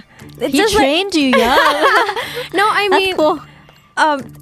It's we're not abusing the alcohol. We just love drinking like wine with food or something like that. We just like It's in your culture. Yeah, it's in the culture. Yeah. So I guess that's the other thing about Belgium. We Yeah. really love beer. The third one, well, actually my family moved to France. Yeah. So I don't really know a lot about Belgium, but I guess that it only takes 1 hour from Paris to Brussels in train. And I was really shocked because like it's different country, but you just have a nap and then you woke up and like, oh, I'm in Belgium. Yeah. Like, yeah. So it's really pretty close. So I guess you can travel around Europe pretty easy. Yeah. Yeah. That's cool. Can you name 3 Thai drama songs that you have sung? And you'll get a bonus point for naming the lakons they're from. I remember all of them. อยากรู้หัวใจตัวเอง from แอบรักออนไลน์ Yep. สะดุด from นางสาวทองสร้อย and หากฉันตาย from อยากเป็นเจ้าสาวสักครั้งให้ชื่นใจ Yay! With the bonus point. What are 3 goals you want to achieve by the end of this year? By the end of this year, I want to be 44 kilos. That's my first goal. Is that adding more pounds? I mean, like, I'm adding more 4 kilos that I'm having right now. Whoa. Yeah, so I'm pretty thin. Yeah, I know. Finishing my album. And, well, I guess... I don't know. I actually have the list, but I forgot about them. I mean, I've been trying to read like 1 book a month. But since New Year, I haven't read any book at all. So you're 6 books behind schedule. Yeah, so I guess I think I'll finish like 6 to 12 books this year. Yeah. That's ambitious. I mean, especially with your busy schedule. That's what I meant. If they allow any kind of food in the theater, what would you bring to eat during the movie? I would bring a taco. Yeah. Oh, I love tacos too. Do you like Mexican food? I love Mexican foods. Me too. I like live for Mexican food. During my first trimester, I was craving it so bad that my husband started to call the baby Jose because we didn't know the gender then. Yeah. But it's a girl. So we called it Jose for the longest time as a running joke because I love Mexican food. Actually, my favorite Mexican food is Taco Bell. Me too. I know it's like really fast food, but I couldn't like. What I just went to Japan in April. And me and my brother we were like, I saw Taco Bell. Let's go there. Even though we're in Japan, I don't care. I want to go to Taco Bell. Was it good? It was really, really good. Because I mean, like, I didn't go to like the States or anything. So I mean, I have to find one in Asia. I know they have in Korea, and I didn't know they have in Japan. So when we saw it, we were like, okay, let's go there. Let's Yeah. go there. We don't have to care about the parents. They just go eat somewhere else. We're gonna go to Taco Bell. Taco Bell is good. I love Del Taco and We Taco even Bell. talked about like maybe we should buy a franchise and open in Bangkok. That's so funny. My friend and I said the same thing. We said the same thing because it's in It's so need. good. Yeah, it's so good. And I mean, like, this is something that Thailand's missing. It's Taco Bell. What's the best compliment you have ever gotten, and who gave that to you? So, there's actually 2 compliments I really like. One compliment is that if I have a daughter, I want like her to grow up and like be like me. So I'm like, oh my god, this is like one of the best compliment ever. And another, like, this is from like somebody from work. He's like a really like, you know, เป็นผู้ใหญ่แล้วอะไรเงี้ย The other one is from my friend. They like he went to France with me and like met all the families and then say that I was raised in a really good family. Oh, Yeah, so I feel like this is one of the best compliments as well. yeah. Who would you be in a school play? A princess or an evil witch? Totally a princess. Are you a Disney kind of girl? Yes. Who's your favorite? My favorite is actually Merida. Very, very much like you. Very independent. Well, and actually, like when it didn't came out, but the picture of it came out. Like we saw the character, but we don't know the story yet. I fell in love with this princess already, so I just went like and that ผมหยิก her. That's why. That's Did you why dye I- it too? No, I didn't. But I mean, like I really like her hair. That's why I like having this look like จำไปตลอดกาลว่าผมหยิกตลอด Yeah. It's because of why. Princess Merida. Who do you like? I have 2. I think my most favorite is Cinderella, Yeah. but I also love Ariel. Ariel, yeah. But like Cinderella has always been my girl because I could watch it over and over. I mean, and over again. my favorite song in like Princess Disney is from Cinderella as well. Which one? A dream is So a wish. wish your heart makes. I sing that to my baby. I'm not even joking. I sing that song to my baby. Oh. All right, our next game is called Have I Ever. Have I ever? เกมนี้จะสลับกันนะคะ นั่นก็คือโบจะเป็นคนไทยว่าวีเคยทำสิ่งเหล่านี้หรือเปล่า So I have to ask you a question, right? Yeah. Have I ever gone back to the place where I was born in Japan? Yes. When? Do you know? No. Like Yeah, actually, it was that trip. that trip. I mean, like it took me like 24 years before I came back to where I was born. Yeah. Did you? I mean, have you seen pictures of it prior? Yeah, I saw the pictures of it, but I mean, like, I never go there with my family. Yeah. So when we went there, everything was gone because like it's 24 years Yeah. later. So it's just like it's a failed trip. Okay, you got it right. So 1 point for you, 1 right? point for Okay. me. Have I ever actually fallen out of a chair because I laughed so hard? Yes. No. No. Well, I don't remember me falling from chairs like that. Yeah. I only fall from chairs because I yoke ii. Makes sense. And so that was wrong. Okay. So the next one. Have I ever been mugged on the street? I mean, you were in France. Like, don't blonde na. You were in France, and I'm assuming. Okay, let's just play this this incident out. Like maybe you can like scenario play this. Yeah. Okay, imagine I was in France. Yes. What happened? Where was I in France? I don't know, like a touristy place. But you wouldn't be in a touristy place because you live there. But there are a lot of gypsies who mug people in France. No, I've never been mugged. No? No, I mean Because like you're a local, maybe that's why. no, I'm not a local, but I mean like there was once I went there with my friend, and like my friend didn't know, like, you know, they have like black people selling souvenir stuff, and then I guess like we had this guy coming and likeผูกเชือก like a bracelet something for us. Yeah. And then he asked for money. And then I was like, no, I'm not giving you that. So I mean, I don't know. I've never been mugged. I told him like, then cut it out. I don't want it. Yeah. Did he cut it out? Yeah. So eventually he cut it out. At first he didn't want to cut it out. Then he says like 20 euros, something like that. I was like, no. Okay. Just cut it out. Yeah. Yeah, you've never been mugged. But that's a scam. So it's not mugging. That doesn't count. Okay. Have I ever teased someone to the point that the joke went too far and we ended up fighting? No. Yes. You have?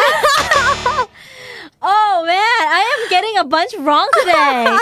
What happened? Well, it's actually my best friend. Like we're just like joking around something's really sensitive. Yeah. And then in the end we're just like fighting instead.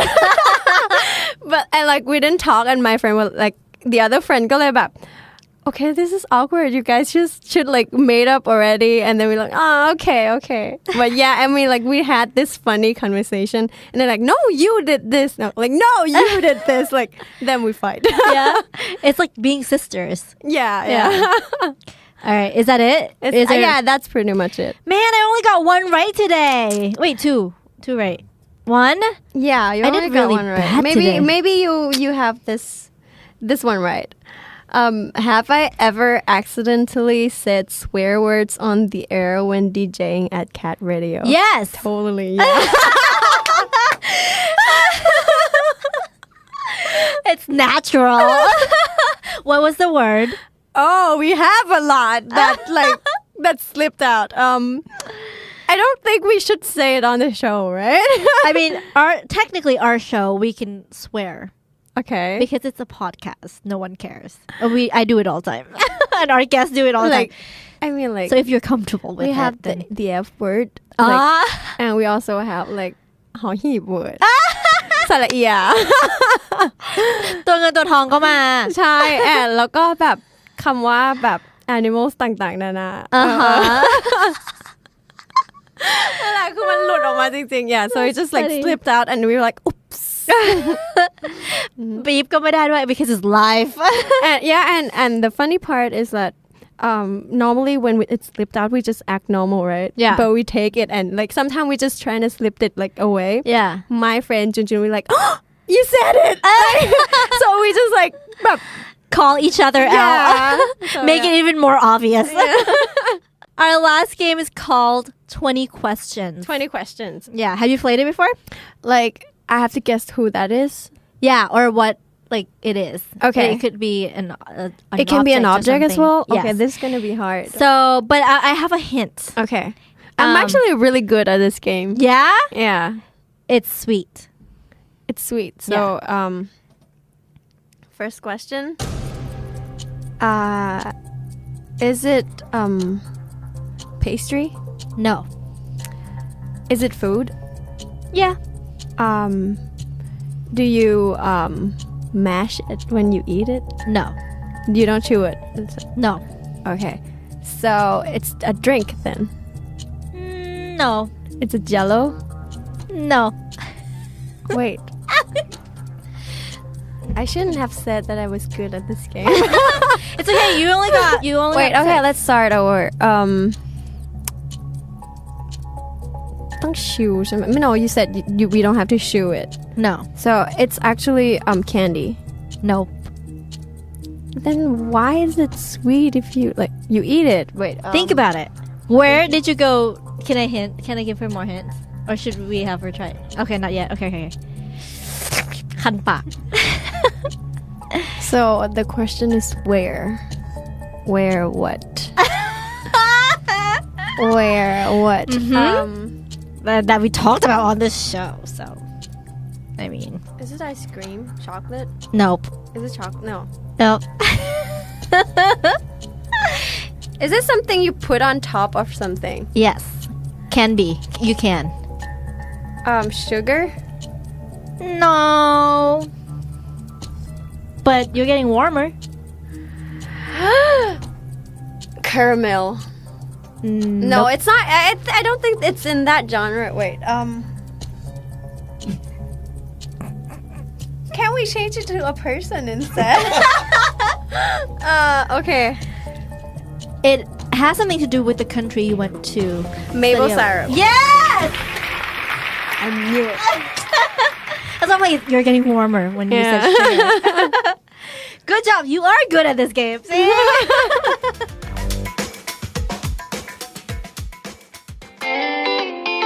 You're listening to The Standard Podcast. Eye-opening for your ears.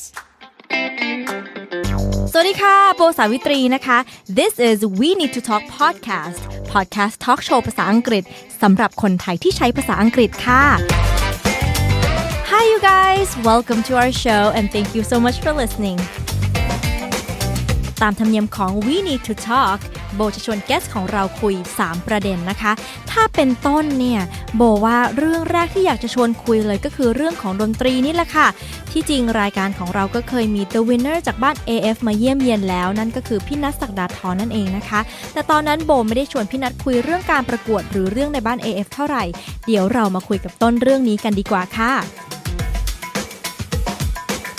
และเรื่องสุดท้ายโบรู้จักและค่อนข้างคุ้นเคยกับต้นนะคะในฐานะ AF ด้วยกันและเขาเป็นคนที่ชัดเจนมากๆแต่จริงๆแล้วต้นยังมีอีกหลายแง่นอกเหนือจากการร้องเพลงค่ะโบก็เลยขอถือโอกาสนี้ทำความรู้จักเพิ่มในแง่อื่นๆและยังมีมุมไหนของต้นธนสิทธิ์ที่เรายังไม่รู้จักกันอีกไหมเดี๋ยวรอฟังโบขุดคุยกันนะคะเอาละค่ะตอนนี้ได้เวลาเปลี่ยนโหมดเป็นภาษาอังกฤษกันแล้วพร้อมหรือยังคะ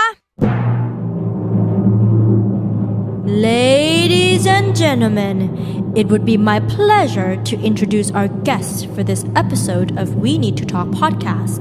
He was the winner of AF8 and continued to do a great job as a singer. He loves soul and R&B music. He loves Harry Potter.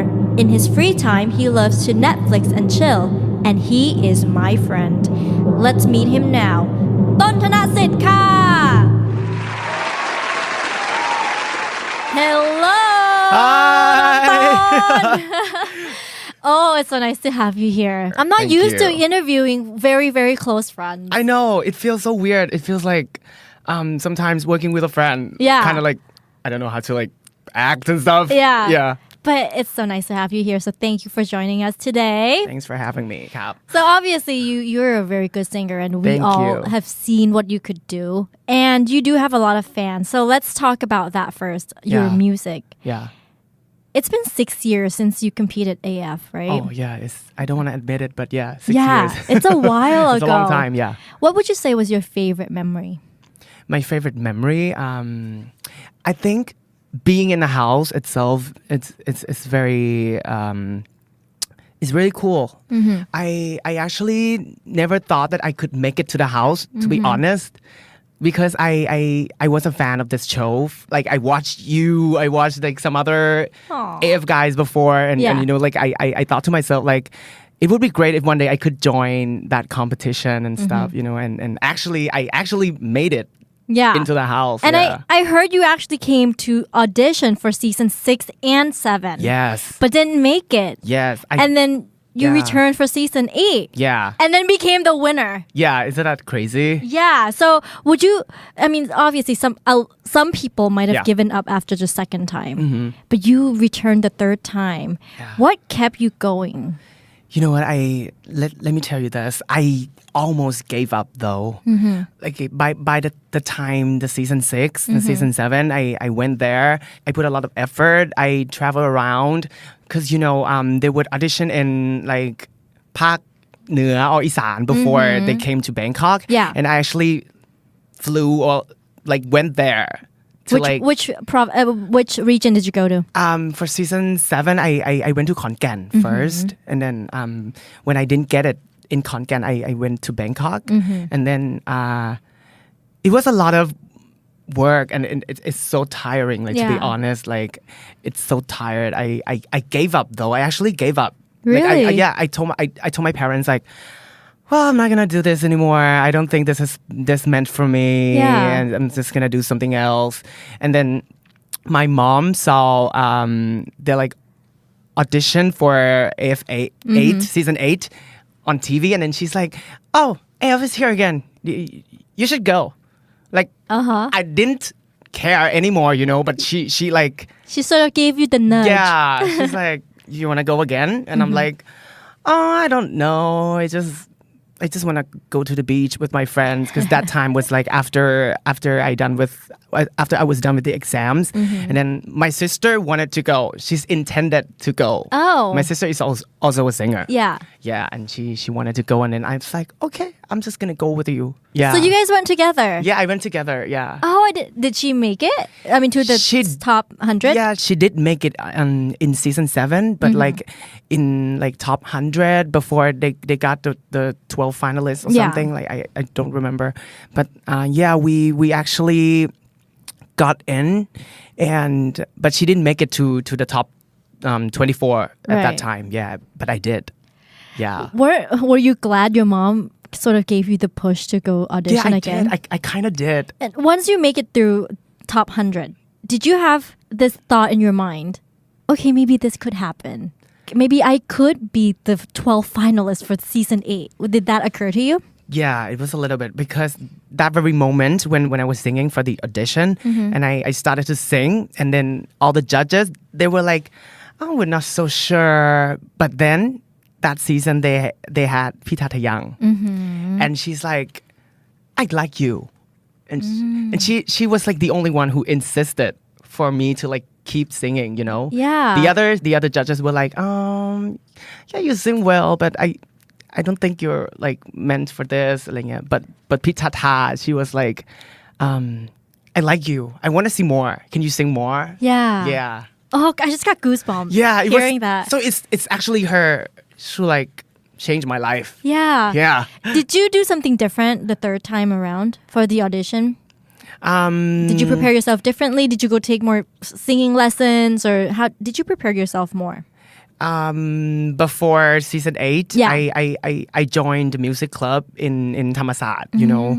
So, but like I didn't intend it to join it because I wanted to audition for IF or anything. I just joined it because I would like to. It's my hobby and stuff, you know.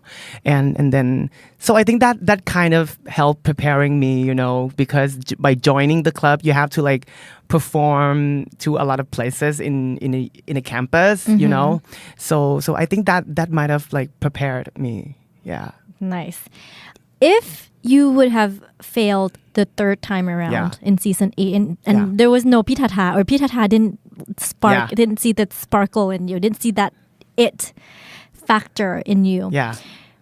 Would you stop, or would you still continue if your friends and family encouraged you to go to the next season? I think I would end it with AF. Yeah, but I might go for some other shows. Yeah, okay. That's what I thought. That makes sense. Yeah. Because, you know, it totally makes sense. A lot of you who haven't watched AF, our slogan is like the dream chaser. Yeah. นักล่าฝัน Yeah. And that's exactly what we are. And I could totally relate to that, obviously, because I auditioned for the show also. Yeah. And I feel like with us, singing is our passion. Yeah. And no matter who turns us down, who rejected us, we're going to keep on kept going. Yeah. And I just got goosebumps again. I know. So for those of you out there who have, you know, dreams, don't give up. Yeah, don't give up yet. Yeah. There's still some place for you. I mean, look at you. Dude, you came back. It's like a triumph. You came back and you're like, bam, Yeah, I'm I the came back. winner. Yes, I'm the winner. You rejected me 2 times, and then I came back Look as a at me winner. now, Yeah. bitches. Just kidding about the bitches part. Respect my elders. Okay, so what was the biggest discovery about yourself while you were in the house? While I was in the house, the biggest discovery, to overcome fear. Yeah, because at that time, my forte was singing in English. Yeah, and I didn't do very well on Thai songs, you know, and then there was one week you had to do the songs which is your weaknesses. What was yours? ลูกทุ่งอะไรอย่างงี้ป่ะ หมอลำ they gave me หมอลำ For those of you who don't understand, หมอลำ is like traditional northeastern local music, which is super hard, extremely hard.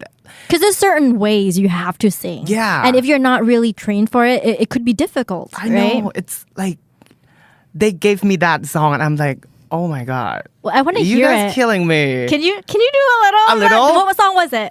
it's สาวจันก้างโกบ Oh my god. yeah Just the name itself, I'm like I don't sold. know. Okay, I love it. It goes like that ไม่อยากจะคิดสงสารไม่อยากจะคิดสงสารเมื่อเห็นสาวจันนั่งซึม It's something like this, you know. It's so hard. That is hard. It's really hard. What was the how was the feedback when you sang it? It was good. It turned out to be surprisingly good. I just realized to myself that I kind of blocked myself before. I built this wall and kept telling myself that, oh my God, it's so hard. There's no way you're going to do this. Yeah. Are you sure you can do this in 1 week? And then like I just thought to myself, okay, what the heck? I'm just going to do it. I'm just going to do the best that I can do. So you just have to like open up yourself and, you know, have fun with it. You know, because singing, eventually it's like a form of entertaining. You Yeah. give happiness to people, right? It's supposed to be fun. Yeah, it's supposed to be fun. So you don't have so it's waste of time to like stress about the song that you have to do. So I was like, okay, what the heck? I'm just gonna have fun with this. Like and then I could do it. Yeah. I think I did well. Yeah. Yeah. And that's like that in life too, you know, like embrace whatever is given to you. Yeah. Don't reject it right away. Yes. Just try it first. Give it a try. Yeah. Awesome. Oh, I'm so glad I heard you sing that song. A lot of people is gonna like Google that video. Though, Yeah, like, do it. Yeah. What was the best tips about singing or about working in the entertainment business that you've got from our instructors in the house? The best tip that I still use nowadays, it's to really learn the meaning of the song. Before that, I was a type of singer who's like focused more on the techniques. Sometimes I forget the real meaning, the foundation of the song, which is to communicate, to send the message.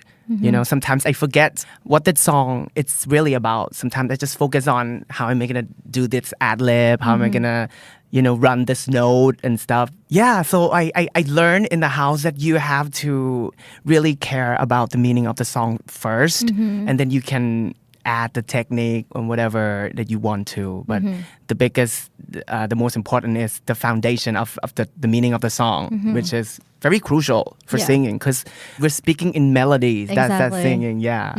And that's true because a lot of singers today who are successful, they don't have to be all like, oh, like, you know, like doing all these ad libs or like having great techniques, but they feel the song. They make you feel the song.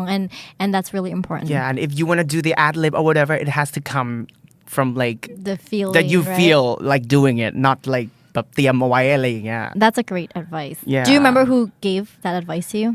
Probably a voice don't know. instructor Yeah. or like an acting Like instructor or yeah, something. like they right? all together like makes like sometimes you forget the meaning. Yeah. Like you focus too much on the technique อะไรอย่างเงี้ย Yeah. So you're our second AF winner Yeah. who's on the show. Pinat Sakdathon Yeah. was our first guest. And I mean, I didn't ask him much about being an AF Yeah. or during the competition. But since there are a lot of singing competitions today, Yeah. a lot of people are thinking about entering or auditioning for it. What advice can you give them? Well, I would say that like nowadays the way to become a singer it's not very hard like before. You know, like when I was a kid, when I thought of a singer, it felt like the process was in the air. Like I had no idea about how could one person become a singer. It seems so far It away. seems so You far can't away. grasp Yes, it, you know? exactly. But then like when as I grew up, there's a lot of channels, there's a lot of platforms, you know, like reality shows, ประกวดนู่นนี่นั่น you know. So what I'm gonna say is that there's so many ways to enter this industry, but the hardest part is like how do you hold on to your spot once you get it? That's really hard. That's the hardest part. The getting in part, it's not very hard. Nowadays. Yeah, exactly. nowadays. What's so hard is to hold on to your spot, to still have the chance to work, you know. Yeah, I think that's the hard part. Yeah. So your advice to them is to maybe to once you have that fame, once you enter the entertainment business, maybe try to stay humble and stay and you Exactly. can still work hard. Don't give up. Yes. Don't be like, oh yeah, I'm already famous. I don't need to take any more singing lessons. You That's know, like so wrong. Yeah. I still take singing lessons nowadays. So once you get it, once you become dala or nalong or whatever that you always wanted to be, have discipline. Don't go to work late. Don't make other people wait for you because it's not all about you. It's about like so many people. If you're late, it's gonna affect a lot of people, Yeah. you know, and always have to like improve your work, improve yourself, do homework. Sometimes I have to sing stuff that I have no idea before. Like, for example, playing พระราชนิพนธ์ but I know that next week I'm gonna sing this. So you just have to study. And for ล่าสุด you know, latest, I had to do a song in Malaysian. A I duet. saw that on Yeah. Instagram. Yeah, and like I was like the representative of Thailand, so I can't mess this up. I have this title, you know, singer from Thailand, Yeah. and I have to do a duet with the Malaysian singer. So I had to study. I had to do a lot of homework. So don't embarrass yourself. How long did it take you to memorize the Malaysian song? It's like 3 weeks. Dang. Yeah, because I heard it and I was so impressed because I saw it on your Instagram. Yeah. And I was like, how did he memorize all the lyrics? And like so hard, yeah. you made it look so natural and you weren't like, you know, constantly thinking about the lyrics. Or I mean maybe if you were, but we couldn't Yeah, tell, you know. yeah. It was really smooth and it was really good. Oh my god, I had it repeated like all the time for 3 weeks. That's how I practice it. Yeah. Good job. Thank And you. it shows. Hard work pays off. Thank for you. Sure. So nowadays, like you said, that there are a lot of other platforms that Yeah. you know people who want to get into the entertainment business might not need to auditions Yeah. or to participate in a singing contest Yeah. or a reality show like we did to become a singer. Yeah. They just need to know how to promote and market themselves. Yeah. With YouTube and social media, do you think these people are missing out on something, like not going through the conventional ways Yeah. of the experience of auditioning for these judges, and you're under pressure? Yeah. Just the whole experience like you and I went through. Do you Yeah. think they're missing out on something? Yeah. I happen to know like some singers who were YouTubers or stuff before. One thing that it's a problem for them is like they actually don't really know how to like communicate with the audience. Because like us, like when we were in the house, we always have to like see the audience, you know, like once in a week, Yeah. right? Because we have to perform. Yeah. But the thing that might be their problem is that they might not like feel comfortable being around huge audience and stuff because they might get used to singing in the studio and stuff, you know. So they might missing out on that, you know, like the feeling of getting used to the audience. Sometimes they don't know how to interact or speak to them. Yeah. Because They're used to performing to a camera. yeah, exactly. So once they see like the real audience, they might feel a little like awkward and like a little uncomfortable. But that can be fixed.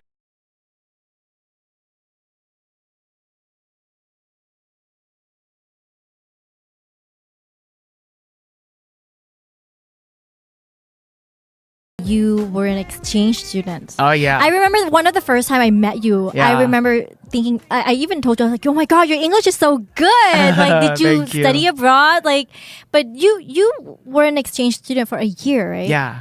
And how did your English get so good? Well, let me take you back to where it all started. All right, take me back. I never intended to go to the US. Oh, no? I've never told you this. A lot of people don't know this. I wanted to go to Japan. Why? Yeah. Okay, that's really different. Yeah. When I decided to join this exchange program thing, I thought to myself, I wanted to live in Japan because I feel like Japan has the good weather, Yeah. delicious food, and the culture is so interesting. The US was never in my mind. One thing was because I think I could speak English for a little bit, so I think it might be better if I know other languages, you know. So I chose Japan, but you know what? It's so competitive. Yeah, really? Yes, 1 year they would pick 4 Out of how many? Out Like of thousands and like I or had like no 100,000. idea. Yes, and there's no way I would get in. Yeah. I didn't know any Japanese. I didn't know anything about Japan. Like I just wanted to like go there. Yeah. And then the only thing I could say was like Ohio or like Konnichiwa. Konnichiwa or like Aishiteru, Yeah. like that. Like I had no idea. I don't know anything about Japan. Yeah. But then I got to be on the waiting list to go to the US and so many other countries like Finland, like Egypt. My mom wanted me to go to Egypt. Can you believe that? No, And I was like, Mom. Mom, you have to separate traveling and living. Yeah. I'm gonna live there for a year. Yeah. I'm not gonna see pyramid every Every day, day. right? Yeah. So she's like, oh yeah. And then like the US was on a list. So like, okay, just gonna go to the US. Oh, and then you were placed in Yeah, Boise, Idaho. Boise. I was Boise, like, how do you Idaho. say that? You might like, what the heck is Boise? Where is Boise? Did you know? I mean, I my God. haven't even heard of Boise. Oh, man. Did you know anything about Boise before you were there? I had no idea. I had no idea, man. Like, cause okay, for AFS, they're gonna place you randomly. Like, you didn't get to choose. Yeah. And then some of my friends are like, oh my God, I'm gonna go to LA. Oh my God, I'm gonna go to New York. Oh my God, I'm gonna go to like San Francisco, whatever. And they're like, where are you going? I'm like, Idaho. I had no idea what Idaho was. The only thing I heard about Idaho was potatoes. Potatoes. Yes.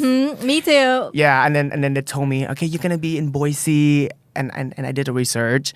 Okay, so lucky for me, fortunately, Boise is the capital of Idaho. Ah, so it's like the city. So it's kind of like the city, yeah. So it's not way out in the boonies. yeah. You didn't have to grow potatoes. But my other friends, yeah. they're like, I have to go hunting. Oh my God. Like my house has like sheep and then like so Aw. many other things, goats, sheep. I had to go hunting and stuff. And Oh my I thought God. to myself, oh my God, thank God I was in the city. Yeah. Tell us about your everyday life when you were in Boise. Oh my God, it's so much fun. This AFS experience has been one of my best experiences ever. My everyday life. I would go to classes, and the very first day that I had to go to school, it's so excited. I was so scared. The first thing that I was scared of was the locker combination. Yeah. How to turn the locker, right? Exactly. And ไอ้ก็เป็นเด็กไทยอ่ะ Yeah. Like, Never use a locker. yes, and Same here. I wasn't so confident. I wasn't so outspoken before I went to the US. You know what? I was kind of a nerd. I was very chubby. I wore glasses. It's so scary being there. And my school it's so big. It's like one of the biggest school in Boise. It's Boise High. So it's like The main one. the main one. Yeah. And there were like 3,000 kids there. Wow. Okay. Yeah. And I was probably like one of the 3 Asian kids. Yeah, so whenever I walked, people would stare at Stare me. at you? Like, เหมือนเป็นตัวอะไรก็ไม่รู้ แปลกมาก like, because they're not really used to like Asian people. But Yeah. let's get back to the locker. I was like, เปิดยังไงวะ I was like, turn clockwise. Yeah. And then you have to like Counterclockwise? and then counterclockwise, but you have to pass the old number. Yeah. Before you stop at the new combination. Yes. number. They actually told me though, but Yeah. I forgot. Yeah, it's kind of complicated if you haven't used it before. It's so funny. And I was standing there happened? for like 5 minutes, and then there's this girl. They're like, "Do you need help?" Oh, that's so sweet. Bless Yeah. her heart. And I was like, "Yes, I do. Please help me with this." So fun. Was it hard to make friends? Were you bullied? No, not at all. Good. Thank God for me. Well, a lot of my friends did though. When they were in other states, there was some like racist stuff. Yeah, but it was just so bad. Yeah. But thank God I didn't get bullied. Yeah. They loved me. They're like they're so tall, and they would come to me and they're like, "You're so tiny. You're so cute." I was so short back then. Yeah. They're so nice. Yeah. They're so nice. Did you participate in anything like any school activities or Yeah. anything at all? I joined choir.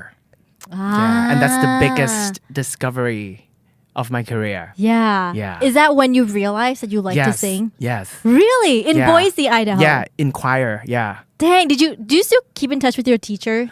Your choir teacher? No, sad, no. Oh, he Yeah. would have been so proud right now. Yeah. He would be like, dang, I triggered that. I triggered that. Yeah. So before that, I never intended to be a singer, you know. I was a nerd, like I told you. I wanted to be a doctor. Yeah. My friends would laugh right now. Yeah, I wanted to be a doctor. I wanted to do something very academic, very like engineer, very typical occupations that parents want Thai kids to do. Of course. Yeah, and then I never intended to be a singer. But then I had to choose the subject to study. I chose art. Well, there were subjects that I had to do. It's like mandatory, like history, math. government, math. But then there were like one spot left. Like you can choose whatever you want. So okay. Oh my God, they have choir. And then I decided to join choir. And prior to that, you didn't sing? Prior to that, I kind of had some lesson, you know, but not so like I wasn't. You didn't really perform anywhere. Yeah, I wasn't like serious about that. So I just loved singing. So I joined choir. Like you said that year that you were in Idaho, that you did AFS, that was the one of the most memorable years of your life, right? What was the best and worst thing that happened that year? Okay, so I'm just gonna start with the worst. Okay. Well, I had to change my host family. Oh. Yeah, it was something that I kind of sad though, but the reason that I had to change my family was because they're smokers. Oh. Yeah, and they smoke all the time, which is not wrong though. Right. Like you can smoke, but you know, like every morning they would get up and they would smoke in a house, and I didn't really like the smell of it. Yeah, I mean, some people are allergic, and some people some people who aren't used to it will get like your nose will burn a little. Yeah, and I told my mom that, oh my God, they smoke all the time, and I wanted them to smoke outside, but it's not my job to tell them because it's their house. It's their house. Yeah, you know? You're the guest. Yes, I'm the guest. So like, yeah, I had to change the host family, but they're really nice though. But like, I just wish we could like still have like keep in touch and stuff. Yeah. Do you keep in touch with your other family? Once in a while. Once in a while we'll talk, but not always. Yeah. So it's so sad. Like the house was very big though. Oh really? Yeah, the house was so big. They had swimming pool.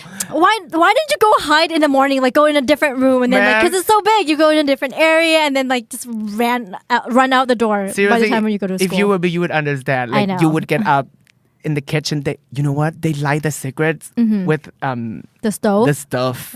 So when I have breakfast, I would always like smell it. You know, I had my own bedroom. You know, my bed. It's so big. And then like, oh yeah, I'm just gonna give up this for my health. Was the second house significantly different? A little smaller, but they're very nice. Yeah. Now I sound the so best. snobbish right now. No. I sound so like. Not only you had a nice house, but you were in the city. Yeah. So you had it good. Because I've heard a lot of like bad AFS experiences. Yeah. Like a lot of people are like, oh my God, like you said your friend had to go hunting. Like I had to go hunting. Like, for someone who haven't even touched a gun before, like if I had to go hunting, I would probably shoot someone's foot. I know. And my school is in downtown, you know, it's like 5 blocks away from the downtown. Yeah. So you had it good. Yeah, I had it good. Yeah. Now the best. What was the best memory? The best memory, I think it's what shapes me who I am today. You know, it gave me confidence. It gave me strength. Before that, I was a very quiet kid. Before I joined the exchange program, I didn't do any activities. I didn't join anything. I was just a plain quiet kid, you know. But living there, like, you have to change. You have to adapt to yourself. Like American people, they're so very expressive. They're so outspoken, as you know. Like you lived there so many years. Yeah, like I had to adjust myself. Yeah, I had to ask for help, like the locker thing. If I kept being the Thai kid, I would stand there for like an hour and I would go to I would be late for class. So like I had to adjust myself. I think it kind of shaped me like who I am today. You know, it gives me confidence, like very outspoken, very expressive, sometimes very confrontational, which is bad. Yeah, but it helps me discover who I am today. Yeah. Did you sort of surprise yourself? Like, oh, whoa, I had this in me. Oh, whoa, I can do this. Oh, what I am like I can speak. Like I can speak up. Like, was it surprising to you as well? Yeah, it totally changed me. That's cool. Yeah. Wow, that's a productive year for you then. Yes, very. Last but not least, let's talk about something else. And I'm doing the air quote. Yeah. Because I have known you for a long time and you're also in the media for a long time. So I think there are still a lot about you that I or most people still don't know about. Almost in all the interviews that you've done, you've talked about the same music stuff because obviously because that's your passion. Yeah. But I mean, there must be more, right? Let's find out. What if you've got everything you've ever dreamt of? Yeah. Like you've reached the top, you couldn't be any more successful as a singer. What would be your next step? What would be your new dream? My new dream? I don't know. I want to travel the world. There's so many places that I want to go. Like where? Where would be your top place? If I say you're not allowed to travel anywhere else except this one place. Okay. Where would you what? pick? I really want to see the Northern Lights. Yeah, in Iceland or whatever. Yeah. That would be my dream. Okay. Yeah. If you didn't need money anymore, Yeah. if money was no object, Yeah. what would you do to keep busy besides singing? What would Ton Thanasit be doing all day? Okay. You know what? I'm a very big fan of Harry Potter. I would want to go to the places that they filmed Harry Potter. Ooh, like a trip? Like ตามรอย Harry Potter อ Or ย่างงี้ maybe ป่ะ the Game of Thrones. I just want to like go to the places that they film, the locations and stuff. That's fun. Yeah, I would travel. You know, if money wasn't an issue, I would just travel like everywhere, anywhere. Yeah. Do you have any hobbies that you've given up on and maybe you might want to revisit it again? Well, I have this hobby. I haven't given up, but like I just don't have time to do it that often. It's skiing. Really? Yeah, no, but yeah, like a lot of people don't know that I'm actually quite good at skiing. Really? Yeah. I want to see. Yeah. Oh, we should take a trip. You know what? Like it's the only sport that I know how to play. That I know how to do it because like I don't play soccer, I don't play basketball like you do. Yeah. But I ski. How long have you been skiing? When I was in Boise, I did it like every week. I bought like a ski pass like for 1 year. So I would go up there and I would ski like every week. Yeah. Okay, since you mentioned skiing in Boise, I've read that Boise was once named the #1 adventure city in America by National Geographic. Yeah. Did you enjoy the outdoors living there? Like you said, you went skiing, right? Yeah. Did you do anything else? I mean, what is there to do out there? People would ski, snowboard. You know, there's this place. There's the mountain called Bogart's Basin. It's very famous. It's in Boise, and yeah, my friend would go up there and ski. And Boise has a lot of, you know, the landscape is pretty much like desert. Yeah, it's a desert. So I used to go camping too. Yeah. And play with sand dunes, or I don't know how to call it. What? Sand dunes อะแบบ like What's a sand dune? เหมือนแบบสไลด์ลงแบบตามทะเลทรายอะอยู่ Oh, what? สนุกมาก yeah. That's cool. It's so much fun. Yeah, and then there's also Sun Valley. Sun Valley, it's like a town up north of Idaho. It's very famous about skiing, and they told me like a lot of Hollywood actors buy house in Sun Valley, you know, and they would get up there and ski once in a while. So was that the first time that you actually skied? Yeah. No. Before that, I used to ski in Korea. Yeah. And then I got ski ที่อเมริกา and แล้ว I got ski in Japan lately in Hokkaido. Yeah. See, that's one thing we didn't know about you. Yeah. Is that you're a I love good skiing. skier. Yeah. I mean, I didn't even know that. That's Yeah. cool. What career do you think that you might be good at outside of the entertainment business, based on your personality or your hidden talents that we don't know about? I think I would be a good PR. Yeah. Yeah, because I know. could see that. Yeah, I know a lot of. I have so many friends, and sometimes like I go to work and stuff. Like my friends หรือแบบพี่ๆที่ทำงานจะบอกไม่ต้องให้พามาเลยก็ได้ผมได้รู้จักเขาไปหมดเลยอะไรอย่างเงี้ย Yeah, like I know a lot of people. ดูแลตัวเองลูกต้น I know a lot of people. I think I would be a good PR. Yeah. What do you wish people understand more about you? Well, I kind of have the resting bitch face. You know. I know. Yeah. I do too. Yeah. So people just don't know that I'm actually very friendly. If you know me, if you like hang out with me, I'm very fun. But like if you don't know me, if you see me at the first glance, you would think, oh, he's ต้องแบบดุหรือแบบอะไรอย่างงี้นะ because I have this resting bitch face, you know. Yeah. So I'm actually very friendly. Yeah. So next time you see him, you could Go come say up and say hi. hi. Yeah. Don't judge him just because of his face. He can't help it. Yeah. I totally am the same way. Yeah. Funny story off track. When I was in high school, I used to work. I still do. I wear glasses. I don't have a perfect eyesight. Yeah. And when I walked down the hall in my school, people would wave at me. And I would not see them, so I would walk. I would just so walk you like past ignore them. Yeah, and Oh my I also God. kind of have like a bitchy, like resting bitch face. Yeah. And as we walk past, and they're like, when I see them later, they're like, "Why didn't you say hi to me? You were so mean. You just totally ignored me." And I would tell them, "What? I didn't even see you. I What are didn't you wear my talking-" glasses that day. Yeah, so totally relate. Just come up to them and like say hi, just in case, you know. But I'm not mean to. And ต้นธนสิทธิ์น่ารักนะคะ เจอก็เดินเข้ามาทักทายได้นะคะ ปล่อยให้น้ำตาลบทุกความทรงจำลบทุกคำที่เธอได้ฝากไว้ All right, so this segment is the new segment of our show. Yeah. It's called This or That. Okay. Here I have 5 pairs of words. You'll pick one out of the 2 of each pair. Yeah. Then explain or elaborate your choice. Okay? Ready? Ready.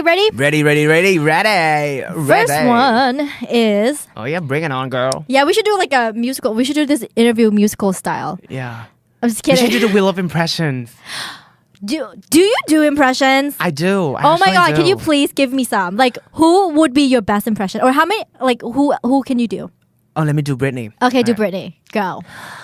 Oh, baby, how was I supposed to know? เสียงน่า Is จะ that ต้องแบบ good?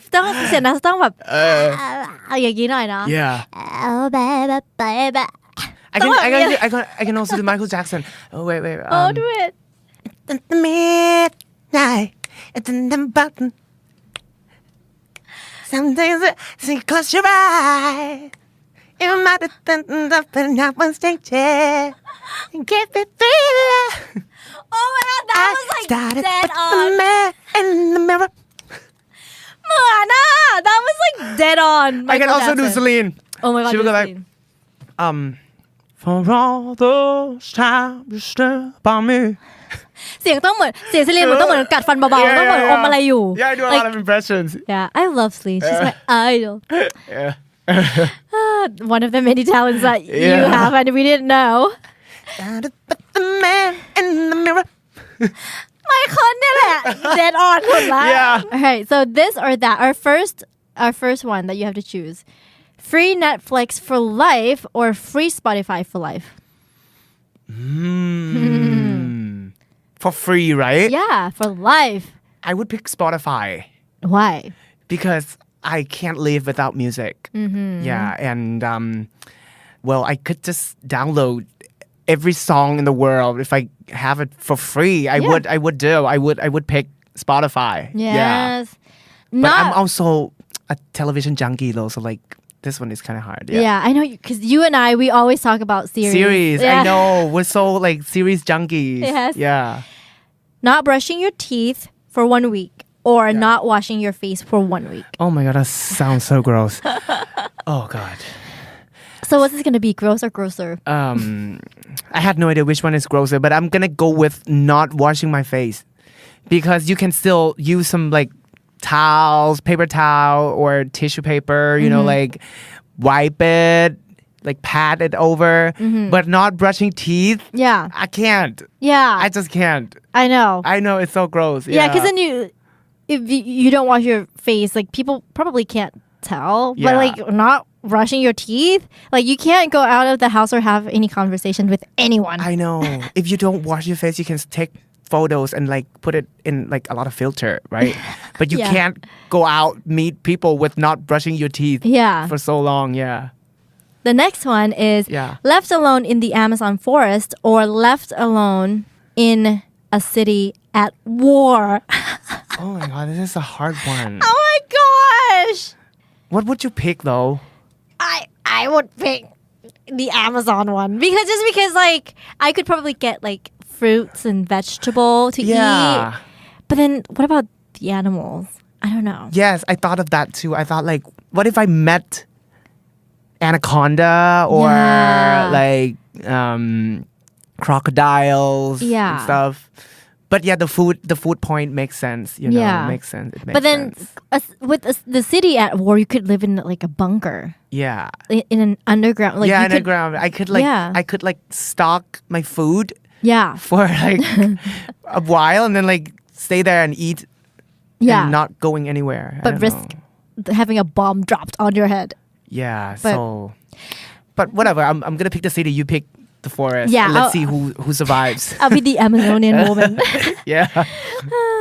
Next, pet cat that cries all night Yeah. or pet dog that barks all night. Definitely cat. I'm a cat person. Oh, Yeah. you are. I'm a cat Do you have a person. cat? Yeah, I do. But How many? mostly my mom. Oh. Like liang. I don't really close to my cat, but I love cats. Yeah. Singing duet with a drunk person or singing duet with a person who's high on weed. Oh my god. I have actually done both. Was it fun? It was must be fun. entertaining. It was fun.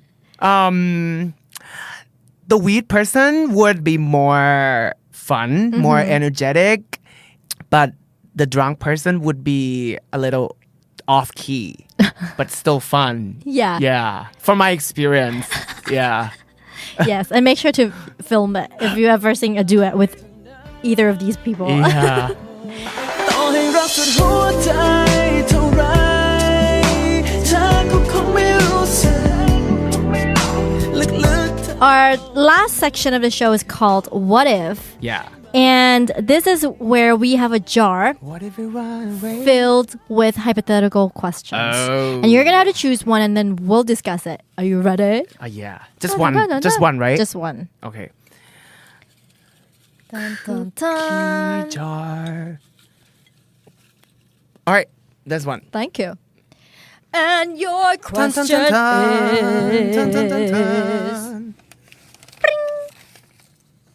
If you could have free, unlimited service for a whole year, which would you choose? A. A great personal chef who will cook whatever you crave for and whenever you want. Or B. A great masseuse who can just make your pain and all the stress go away like magic. สมมุติให้เลือกอย่างเดียวระหว่างบริการฟรี2อย่างนี้ที่จะมอบให้คุณได้ทันทีเป็นเวลา1ปีเต็มๆจะเลือกอะไรระหว่างพ่อครัวประจำตัวหรือหมอนวดประจำตัวเลเวลคือมือเทวดาทั้งคู่ตัวท็อป I would pick the chef. Yeah. Yeah. Why? Because whenever I feel like eating something, he can always serve me. But the second one is also nice, but I feel like I can reduce the stress by my own. You know, like listening to music or go out with friends or do something else. But like the first one is so nice. Yes. I'm gonna have him cook me Michelin star Yes. meals every day. Yeah, I think that's what I would pick too because I'm Yeah. such a foodie. Like Me too. I love food and to have that at your beck and call, like Yes. at a snap of your finger, like Like- I want. All right, serve me caviar. Okay, I feel like having uni sushi. Yeah, you gotta milk it, man. If you have it, you gotta milk So it. the first one is definitely I would go for that. แค่เพียงอยากรู้ว่าฉันคือใครคือคนรักเธอใช่ไหมโปรดบอกฉัน Well, thank you so much for being here today. I had so much fun. Thank you so much for having me too. Oh. ขอบคุณครั สนุกอะ บ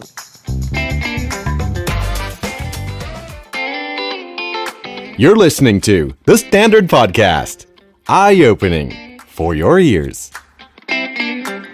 สวัสดีค่ะโบสาวิตรีนะคะ This is We Need To Talk Podcast Podcast Talk Show ภาษาอังกฤษสำหรับคนไทยที่ใช้ภาษาอังกฤษค่ะ Hi you guys welcome to our show once again and thank you so much for listening ตามธรรมเนียมของ We Need To Talk โบจะชวนแกสของเราคุย3ประเด็นนะคะถ้าเป็นพี่มาเรียมเนี่ยโบว่าเรื่องที่ต้องชวนคุยเป็นเรื่องแรกเลยนะคะแน่นอนว่าจะต้องเป็นเรื่องของการร้องเพลงค่ะเพราะว่านี่คือนักร้องหญิงไทยที่ร้องเพลงเพราะที่สุดคนหนึ่งเลยนะคะกว่าจะถึงวันนี้เธอต้องเจออะไรมาบ้างเดี๋ยวมาฟังกันค่ะเรื่องที่2นะคะคุณผู้ฟังรู้ไหมคะว่าพี่มาเรียมชอบอ่านหนังสือมากและเห็นอย่างเนี้ยเป็นแฟนตัวจริงของมุราคามิเลยนะคะโบได้ยินมาว่างานเขียนของมุราคามิเนี่ยมีความยากบางอย่างแต่คนที่ติดใจจะหลงไหลถวายตัวเป็นแฟนไปเลยค่ะงานเขียนของมุราคามิมีดีอะไรเดี๋ยวโบจะถามให้นะคะและเรื่องสุดท้ายค่ะเป็นสิ่งที่พูดไปก็เศร้าค่ะแต่ว่าพี่มาเรียมก็มาเล่าให้เราฟังนะคะที่จริงมันก็เป็นเรื่องที่ทุกๆคนต้องเจอนะคะนั่นก็คือเรื่องของความสูญเสียค่ะโดยเฉพาะสูญเสียคนที่เรารักพี่มาเรียมก็เป็นคนหนึ่งที่ผ่านมันมาได้นะคะแล้วก็เต็มใจที่จะแชร์ให้เราฟังค่ะเดี๋ยวเรามาฟังกันนะคะเอาละค่ะตอนนี้ก็ได้เวลาเปลี่ยนโหมดเป็นภาษาอังกฤษกันแล้วพร้อมหรือยังคะ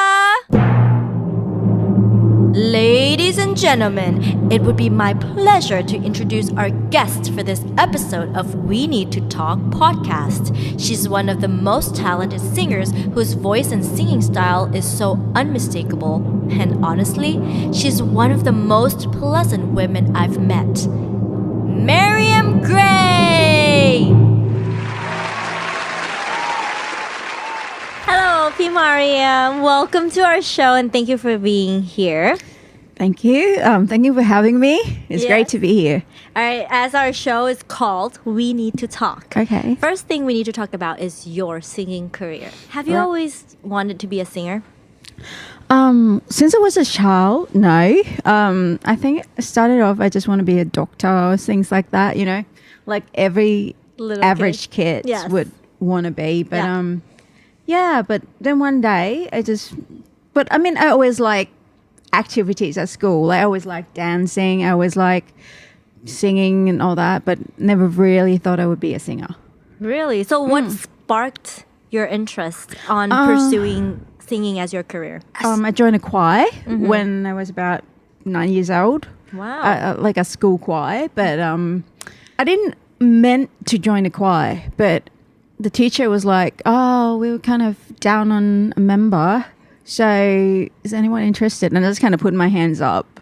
And then I told my mum, I kind of have to join a choir because I told my teacher I would, you know, so I have to keep my word, you know what I mean? So, and then, so I joined a choir and I didn't know I could do it well until I started getting like solo part. And I was like, oh man, I could sing. Yeah, I'm pretty good, you know, things like that. And then, but then when I was in year 9, you know, it's like a turning point of what I want to do next, you know, like middle school to high school.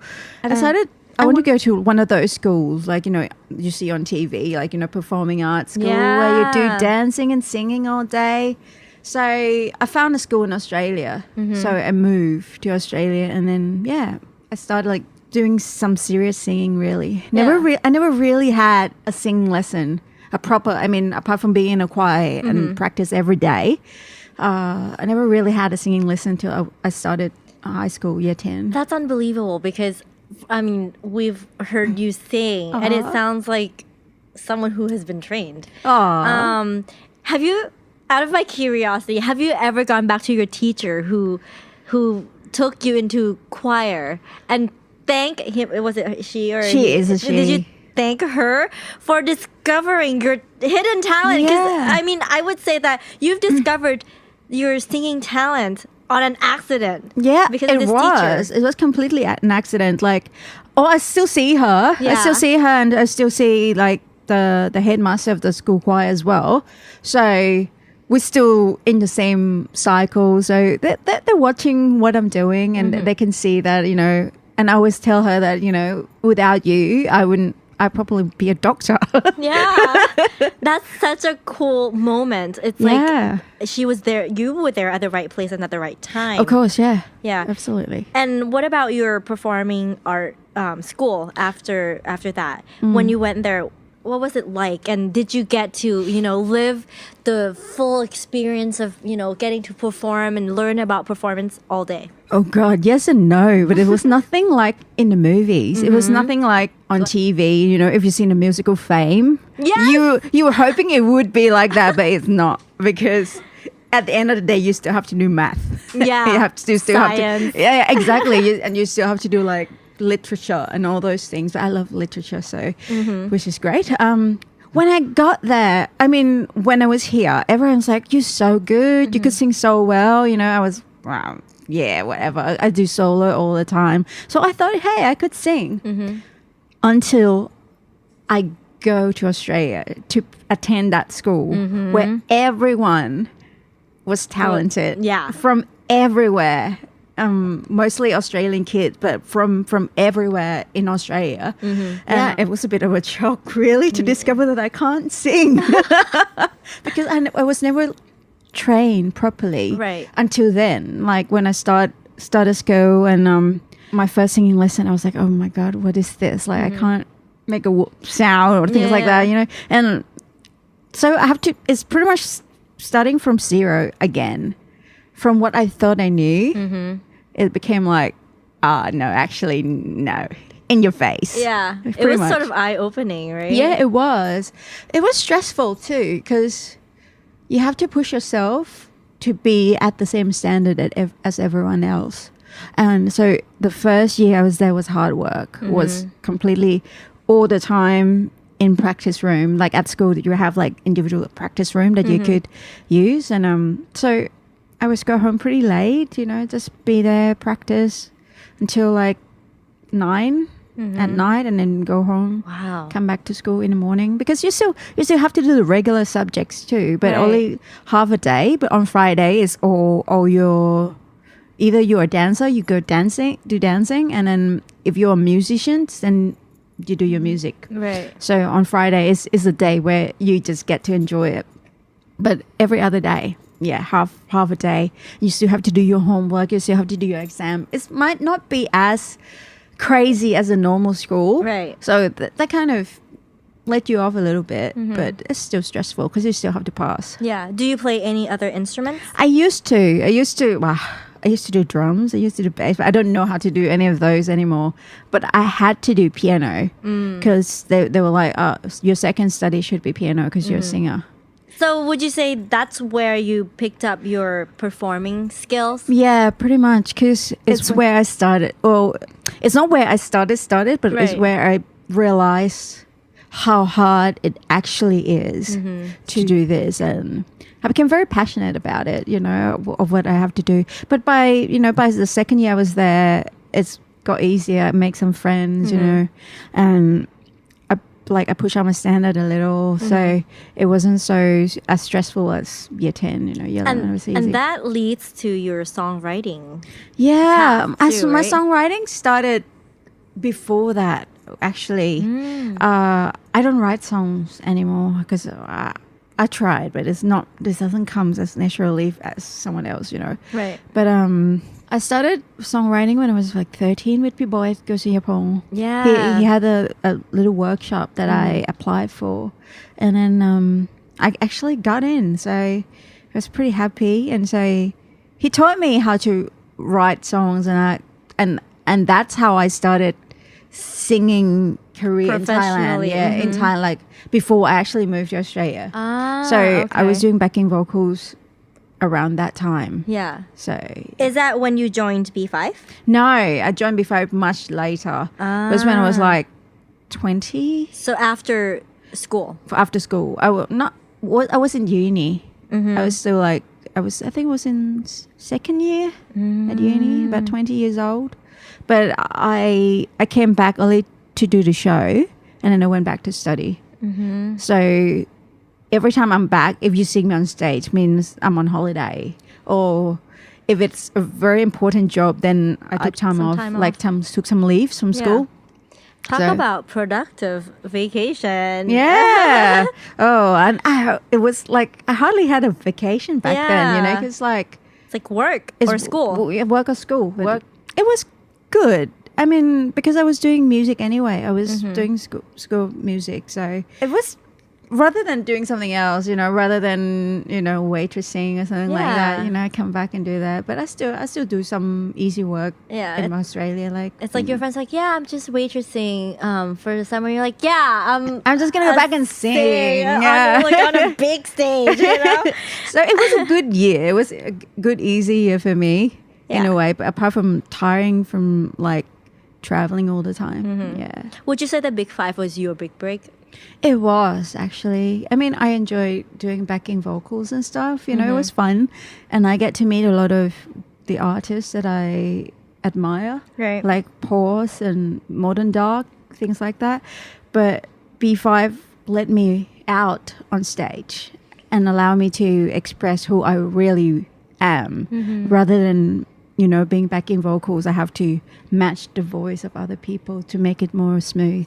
What would you say is your specialty? What is your genre? I love soul music. That was my favorite, and my idol would be Donny Hathaway. He's like a soul singer, or Otis Redding. I love all genre, really. I try to be more vast, be more open, be more accepting of other style of music. I mean, one of my favorite artists is like Bob Dylan. I love him. So, so it's hard to pinpoint, but soul would be my pick. Is that why your Instagram handle is Soul Child? Yeah, actually, it's a nickname my singing teacher gave me back at uni. Aww. Yeah, because I did jazz. I was at a jazz school, and I was always like the soul one. I always pick a soul song, so my teacher always called me Soul Child. Oh, so that's where it came from. Yeah, that's cool, and it sticks. So currently, there are thousands of singing competitions. Yeah. And even amongst the winners, not all of them get to become professional singers. Do you have any advice for those who, as we speak, are filling out applications for these competitions? What do they need to know, or what do they need to be aware of in order to win or to become a professional singer? To me, honestly, I've never won a singing contest ever. And I mean, back when I was a kid, there weren't that many. Anyway, there was a few, Yeah. I never win anything, literally, like anything. So I think like losing is not the end of the world, and winning is not everything. Because you win doesn't mean you're going to make it. Exactly. Because you lose doesn't mean you won't. So if you want to do it for fun, do it by all means. It's a good experience to meet people, to do things like that, to put yourself under pressure. I mean, it's always good. But don't forget that in the end, the race is only with yourself. You have to be better than yourself. You can't be better than the next person. You can't be them. You can't be better than them. You can be better than yourself right now. You can always get better. You can always practice and and be yourself, and pretty much also, your feet on the ground. Yeah. Don't get too overwhelmed with fame, success, and don't bash yourself up for not having one. Yeah. Opportunities is everything, I think. I'm not sure about now, but back in my days, becoming a singer or an artist is half luck. You're right at the right place at the right time. I was like, when I met people, I was at the right place at the right time, because without that, it was impossible to make a break. Yeah.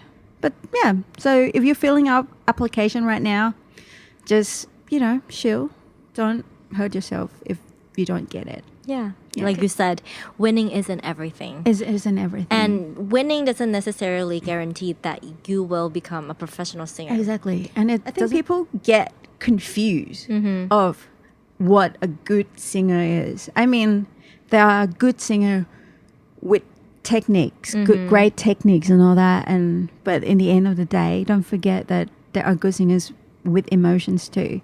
You know, I don't think Joni Mitchell will ever win a singing competition or Bob Dylan. I mean, Joni Mitchell's great, but she's not like the loud voice, you know, she's not all technical. Or Bob Dylan, you know, like imagine him on a singing contest. On like American Idol. Yeah, or X Factor. I think he'll be out within 30 seconds. Yeah, you know, you're just come right. out and go, hey, this Phil, hey. You know what I mean? But character is everything. Character what makes people remembers you. Yeah. Character is, you know, what makes you unique. You know, it's not always about technique. Yeah, so stay true to yourself. Yeah.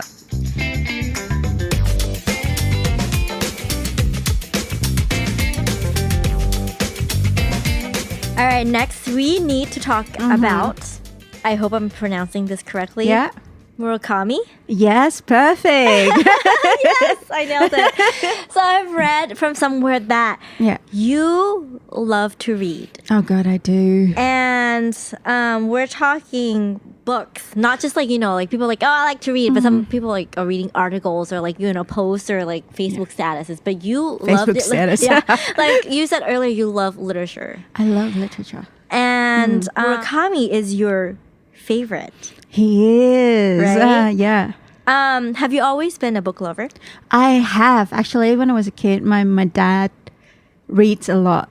And my grandma loves to read too. But my dad mostly because he always have this Reader Digest books at the top of our beds, you know. And back then there were no pictures in the magazine. It was just words. And he used to order it import from overseas, and we used to get it every month. And I used to start reading from that, you know, word by word, you know, because my dad was reading. Yeah. So yeah, I always love reading. I always find something to read, but not much of a school textbook. But Yeah, I know. you know, when you're forced to read it, and you're like, no. Yeah. I know, it's like, you know, back in school, we had to read stuff like, I don't know, like 1984 or like, you know, like I read that. Shakespeare, Yeah. all of those things. To be or not to be. Yeah, and then you're like, oh man, like I have to read this. But now as an adult, I went back and I reread 1984 and I sort of learned to appreciate it. I'm like, this is good. No wonder they made I know, right? When I was reading 1984 by school, it was like Big Brother is watching. Yeah. Like, what? Who? What? And then we read like Animal Farm and all that. You know, it's so like, I don't know. I think it was too grown up for us, I think, because it's hidden messages that we have to find it's very out. political. Yeah, it was. And now that I grow up, I went back to read it. I was like, that was easy. Why wasn't it that easy when it was like 8? You And know? you like, or even Catcher in the Rye. Like I was reading it and I was like, oh, what? Like I had to read it. I think it's like you said, because we were forced to read we were forced to read it. But now I love Catcher in the Rye. I think it's one of the best novels that our school made us read. And I remember like I had to read like Greek tragedy and all those things, like Medea, where she burned her husband, cut them into pieces. And it's just like, what is this thing? And I was like, what, 10? It's awful. Oh, goodness. But it's great now. But but now you sort of learn to I know. I appreciate was the like, darker side I would of do literature. that. No, I was just like, I would totally do that. Grade 1, Medea. Yeah, because Murakami isn't an easy read, right? I mean, I heard it's not for like squeamish people. It's a little tougher. It isn't. Like, to me, it was easy. But for some people, I actually gave it to a friend. Yeah. And he's an architect. He has a very practical brain. So when he reads it, he was just like, that can't happen. You know, that's not real. I was like, no. Very illogical. Exactly. So the technique of reading Murakami is forgetting what is real and what isn't, and just accepting everything as reality. So that's the technique of how to read his work. What's appealing you to his books?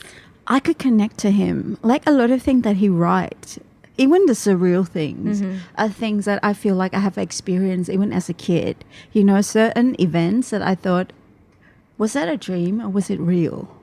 When, you know, some night, there was like, I remember this one night really well where I couldn't sleep and I see things and I was like, was this a dream or was it actually happen? You know, so Murakami writing style has a bit of that in it, of like, you don't know whether it's real or not. Yeah. That's what I love about it. That's cool. Something quirky. I think a lot of our readers are probably Googling Murakami right now because they're like, I wonder, like, what type of literature does he write? And you might even open up some interest for some of our listeners. I hope so. Like, I actually love giving people books to read, like, to see if they could connect to certain things. They might discover something else, you know. Yeah. And with like Murakami, it's what I would call this surreal realism. So for some reason, when I first read his book, the first book I read, and I have nightmares for weeks. Really? Like constant nightmares. And I became very isolated. I stopped going out. I was like very antisocial. I just gonna stay home and read. I'm gonna finish this, and then when I go to bed, I had nightmares and woke up and start reading again. It was like that obsessive. Yeah. Yeah.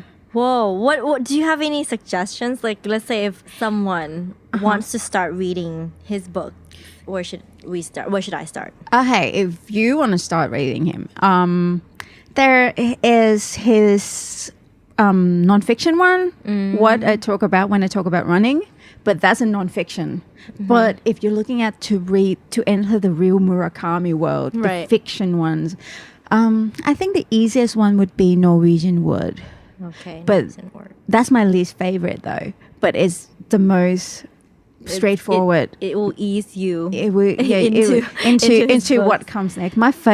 His first book that I read was The Wind-Up Bird Chronicle, which is about that thick. Oh, of course you can't see me. This is about an inch and a half, probably 2 inches. Yeah. Do we have to like be mentally prepared? Yes. To read his books? Oh yes. If I want to start to read his book, what do I need to do? Like, do I need to clear my mind? What kind of mentality do I need to be in? Clear your head. Right. Forget everything that you know about reality, and that's about it. Okay. And be prepared for anything, and just don't get shocked. You know, when things happen, just calm down, read it. Just imagine it's real. Okay. Imagine unicorn is real. Imagine certain things is real, like a cuppa or things like that. I believe in unicorns. So therefore, your version of reality has to be open. Yeah. Read it with an open mind. That's exactly right.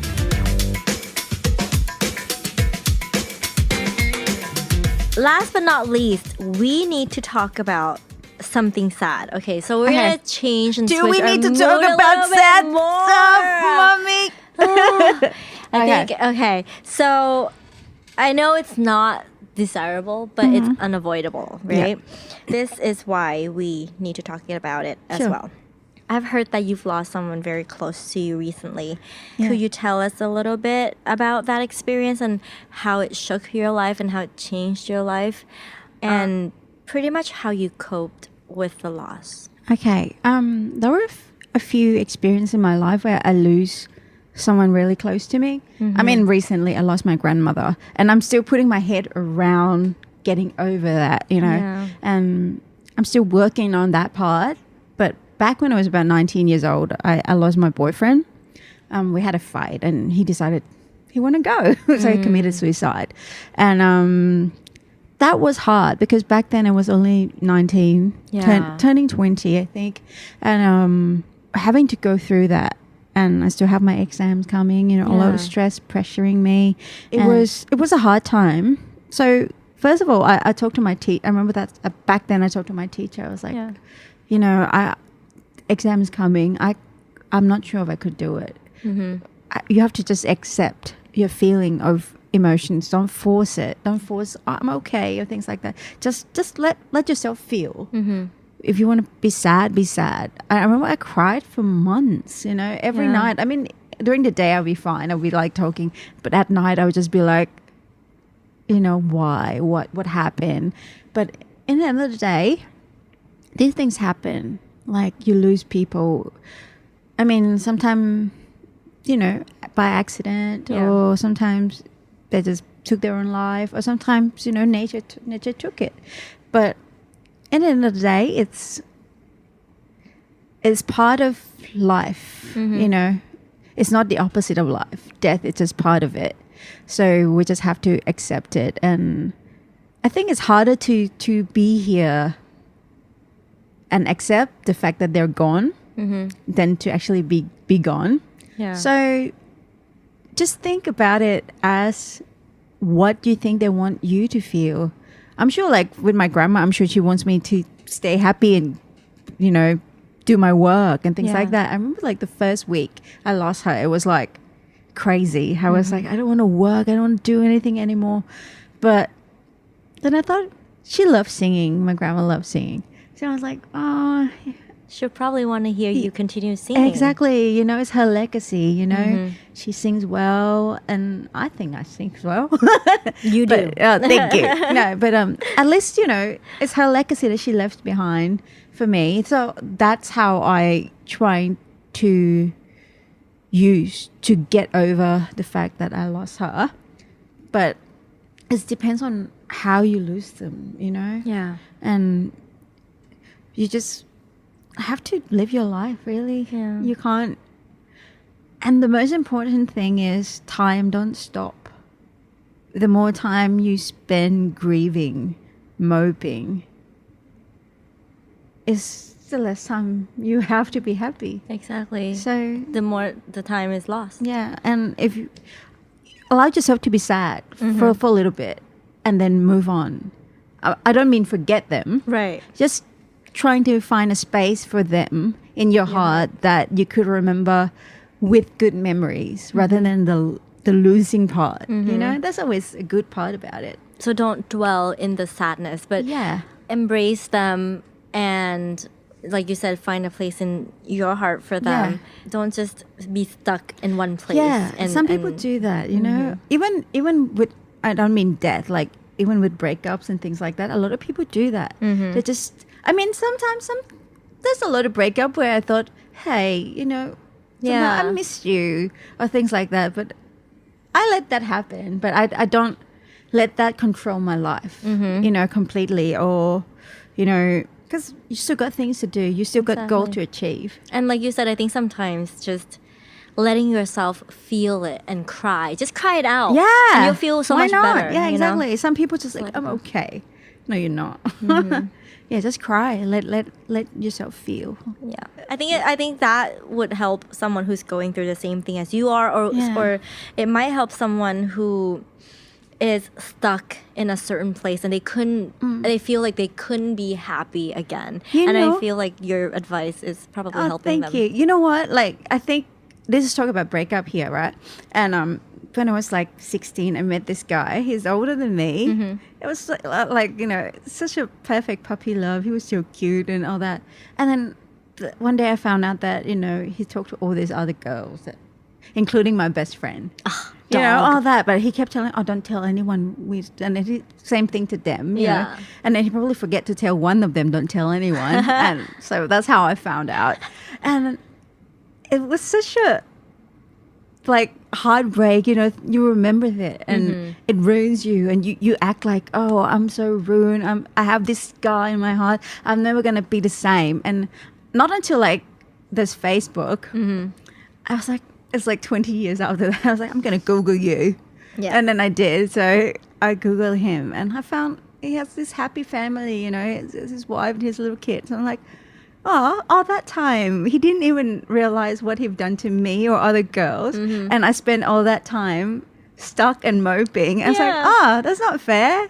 So after that, I just decided, look, I'm just not going to let these things took over me because sometimes the people who did it to me they don't even care or realize. This is he's married, he's happy, he's with kids, you know. And here I am being single and still hurt from when I was 16. It was like, it's not fair. Yeah. So yeah, don't dwell.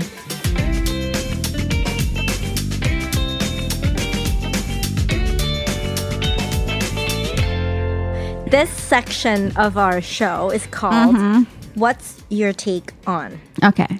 I'm going to give you 3 topics All right. and you're going to choose one Ooh. and then talk about it for 5 minutes. All right. 5 minutes. Or longer, it's up to you. 5 minutes is a long time. Okay. Okay, so our first topic is music streaming. Yeah. Second topic, Thai lakon. Since you know you sing a lot of lakon songs. The third topic is on body issues of Thai women, or just the beauty standards of Thai people. Yeah, that's the third topic. Okay. I think I'll go with the third one because Yeah? I mean the first one I think is natural for these days technology you can't stop it. Yeah. The second one they're my clients. I don't want to say anything bad about it. Smart girl. Yeah. So the third one would be the safest option. It's a body issue. Yeah. And and I'm not choosing that topic because I'm a bit chubby or anything like a bit, not or anything like that. But I've seen a lot of girls much smaller than I am, have such a low self-esteem over their image, and sometimes they're so pretty. Just because sometimes you're not as white, or if you're too white, and I'm so too white, and then there's always too much of something for Thai girls. Right. And trust me, like I've been skinny, I've been bigger than this, I've been smaller. While I was living in Australia, it's never anything that concerned me until I moved back here. That's when people start pointing out, you're fat, you're things like that, things that I could not imagine someone would say to somebody in Australia. Like you don't. I was taught not even to describe someone as the fat one. You know what I mean? Some people, that fat girl, or things like that. That fat girl. Like in Australia, we would never describe. We would try to look. Oh, Sarah, the girl with the big eyes. Yeah. Things like that. So we try to describe people differently. Yeah. But in Thailand, I was like, the fat one, the skinny one, the dark one, the light one. But I mean, Western have that blonde thing that they're the blonde girl or things like that. But it's not as much as here. Yeah. It's like, what's wrong with darker skin? I think it's pretty. I mean, light skin is pretty too. I think beauty comes in all kind of size and shapes and colors, really, and all shades. Yeah. All kind of shades. And so if you can't see it, I feel sorry for you, because I can. When I see a girl, let's say, who's a lot overweight, I still could see their beauty. I still could see their charisma and things like that. Some people just do that, and I see some really pretty girl with no charisma as well, But I think beauty is not all about the outside. Yep. And it's not all about what you think beauty is. I've seen a lot of unique beauty, and it's still beautiful. Yeah. So I hope one day Thai people would see that. Me too. And I don't even know where this mindset came from. I know, because I feel like maybe back in the days or something, the farmers are out in the sun, so therefore they're darker. So people are like, like if you're dark, then you're like the farmers, the servants or whatever. Yeah. And it's really sad because just like you, I grew up in the States. Yeah. And the moment that I came back to Thailand after 10 years, landed, saw my relatives, the first thing they said to me was, you look a little chubby. And I was 45 kilos. That's just not chubby I was at all. about this. I was actually, my weight is less than what I am right now. Yeah. And I was like, what? Like in America, people are like, oh my God, you're so little. You're so skinny. You're so tiny. You're so tiny, But when I yeah. came to Thailand, they're like, อ้วนขึ้นจังเลยทำไมไปอยู่เมืองนอกกินนมกินเนยเยอะเหรออ้วนจัง It's like, exactly. And my reaction is business. Exactly. I'm like, what are you talking about? They're like, เนี่ยทำไมตัวดำอยู่เมืองนอกนึกว่ากลับมาจะขาวทำไมดำ I was like, I like to go tanning. I was like, I'm sorry, but like, have you heard I like of tanning? Have you heard of like surfing? Be outdoors for change, Yeah. Stop going to department store and eat bingsu or something like that. You know, just stop all that. Go Yeah. out for a change, and you know that people who actually got sun actually get a tan. Yeah. Yeah. And I hope, like you said, one day that the Thai mentality of Yeah. beauty will change. I know that a lot of people are, like the tanning is Yeah. coming into Thailand a little bit. But it's always more. trending though. Yeah. It's never something that's real. Yeah. It's because someone famous is doing Exactly. it. Someone famous and pretty is doing it. What if they don't? What if just a normal person that, they're just naturally tan and chubby, but who's the most pretty person because she's so sweet and because she's, and a lot of that. And I see that. Have you seen the movie Precious? No. Oh, that's about this girl who's like, is amazing, and I think she's beautiful. And a lot of girls that I see, if I walk out right now, go outside and see a lot of people, I would see beauty in everyone because they're all pretty, even if your nose is not pointy, even, the natural face. The natural face is the gift that you get from your parents, that you get from God, and that's why you look like you. That's why it's so, and that's why it's beautiful, and I see a lot of Thai girls just get surgeries and things like that. And they all look the same. They'll look the same. Yeah. I mean, by all means, like I'm not against it. Right. You get it, do it if that makes you happy. Yeah. But the reason why they do it, it's because they don't think they're pretty enough. If you think like, oh, I really want to look like that, then okay, do it if that makes you happy, but not because you're not beautiful. Yeah. You are. You just have to see it, and it's sad that Thai society don't allow those girls to see their own beauty with their own eyes. รับมงไปเลยค่ะ Do I get to be a Miss Universe now? Yes, now you have Thank to you. do the wave. Thank you. I love it, and it's so sincere, and you totally took the words out of my mind, my heart. It's an issue that I've always felt that way about. When I first moved here, I have always thought, I'm gonna be the first tan person who like brings tan to Thailand, but I mean I never did because I'm not that famous. But I was like I want to make tan cool. I want to make, because the majority of Thai people are tan, or not like super white, Yeah. So I want them to embrace what they have. Yeah.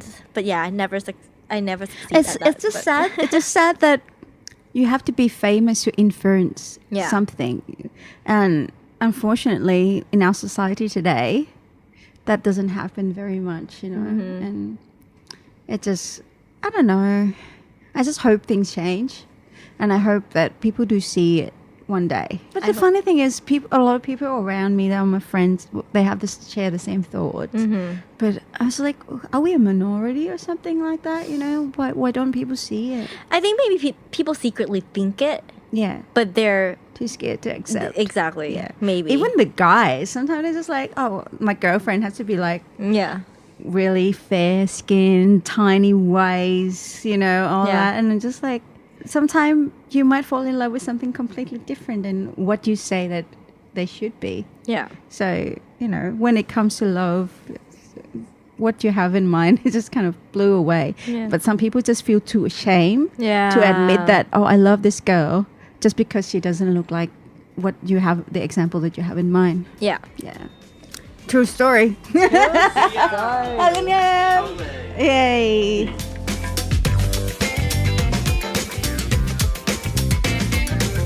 All right, our last section. All right. It's called What If? I'm nervous about this session. It's just like, oh my God, what are you going to ask me? Yes, we have a bunch of hypothetical questions here. Hypothetical. And originally we were going to draw them out and, randomly pick them. But our producer decided that I should be the one who determined why don't I get to pick it? which question you get. Oh, I'm nervous. This is like a game show. Yeah. And this is when it counts. No. It's where it's gonna be the deciding factor whether or not you will win the crown of Miss Universe. Oh, thank you. I'm ready. Oh, these are Be kind. a couple of good ones. Ooh, this one should be interesting. Oh. Okay. Okay. If you could invite anyone at all, dead or alive, to sing a duet with you, who would it be and what song would it be? Wow. That's a hard question. Just not because I don't have the answer. I do, but I have too many in my head. Yeah. I'd say Sting Yeah? because I love Sting so much. What song would it be? Song. I would say Fragile by Sting as well. I was going to say Bob Dylan, and I imagined in my head, I was like, do it. It's just not going to work, is it? Yeah, but Sting would be my pick. Could you sing us a little bit? Oh, of that song? Yes, please. Can you, we'll imagine Sting singing Okay. with you. Oh, so handsome. On and on the rain will fall like tears from a star, like tears from a star. On and on the rain will say how fragile we are, how fragile we are. Yay!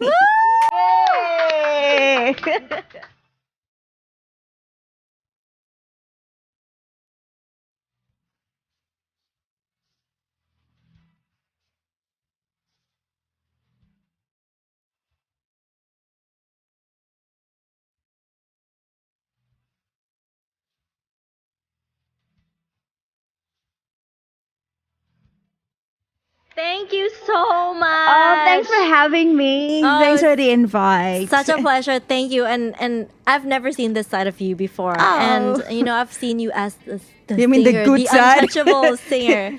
But thank you. Oh, thank you so I really much. enjoy talking to you. Me too. Thank you. โอ้ดีต่อใจมาก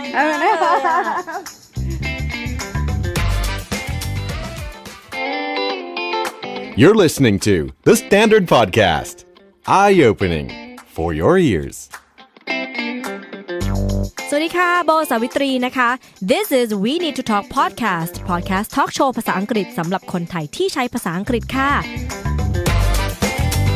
Hi you guys Happy New Year Happy 2018 Welcome to the second season of our show Thank you so much for listening Guest ของเราในวันนี้นะคะพี่นพพรชำนิค่ะพี่นพไปอยู่อเมริกามา10ปีและห่างหายจากวงการเพลงไทยถึง12ปีเขาหายไปไหนและทำอะไรบ้างระหว่างที่หายไปแล้วทำไมวันนี้ถึงย้ายกลับมาเมืองไทยและเราจะได้ติดตามผลงานอะไรจากพี่นพบ้างเดี๋ยวโบจะถามมาให้นะคะ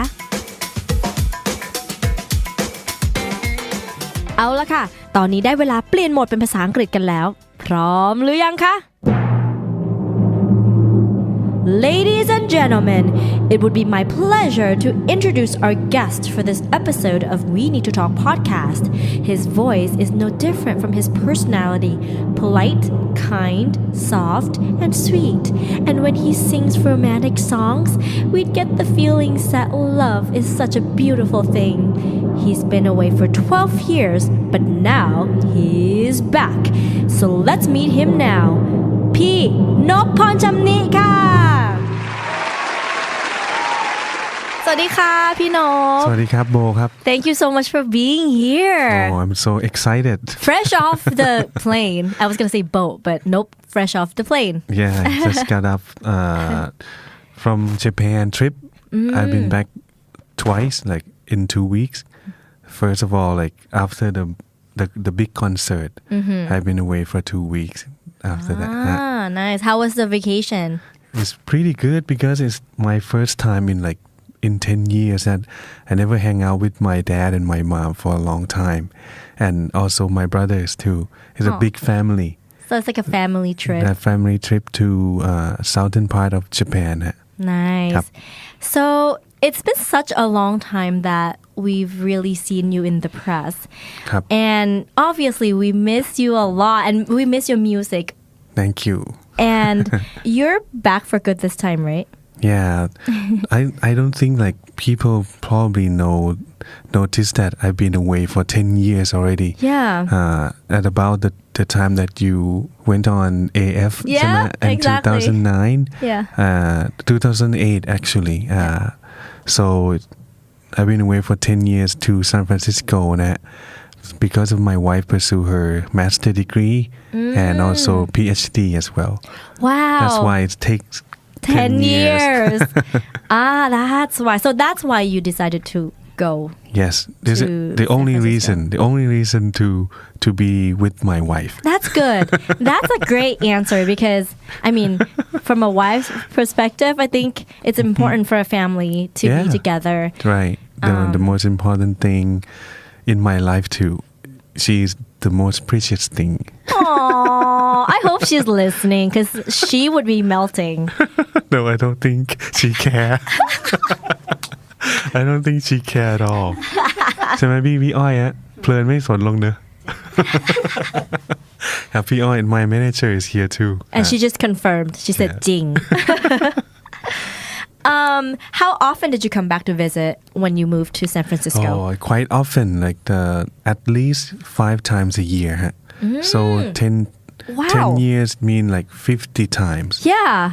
So that's like you barely left. Yeah, it's like half a year I spend time in Thailand and half a year spend time in America, like this. So I've been away from my wife 5 years. So sad. In total, right? Yeah, in total. Yeah, that's true. That's bad. You come back a lot. That's probably why we didn't feel like you went anywhere because you're still around. I think so. And normally, but I don't have time to work on my music because I have no time to produce the new project in such a like a half year. I've been back and forth like this. Yeah. So I have to settle down a little bit to write my own music for my own solo album. But the project like Boy Nope, Boy Pod or POP is like a group project. That's why I have sometimes to work on other projects instead. So when you went to San Francisco, did you know that it was going to be 10 years? No, not at all. Right? I thought it's going to be just 3 years. The first 3 years for master degree. So I've been there for just taking care of my wife. And after 3 years, we moved back like that. Yeah. So little did you know. It's extended to be another 7 years. Yeah. So the second batch is quite long. So I might have to think about doing something for Thai communities in San Francisco. So that's why I did a lot like in order to bring all Thai people together in the past 5 years. In the Thai community in San Francisco. Right. Oh, like what? What kind of things did you guys do? For the first Is there a Thai town? Yeah, there's no such thing. Not like LA, right? No, not like that.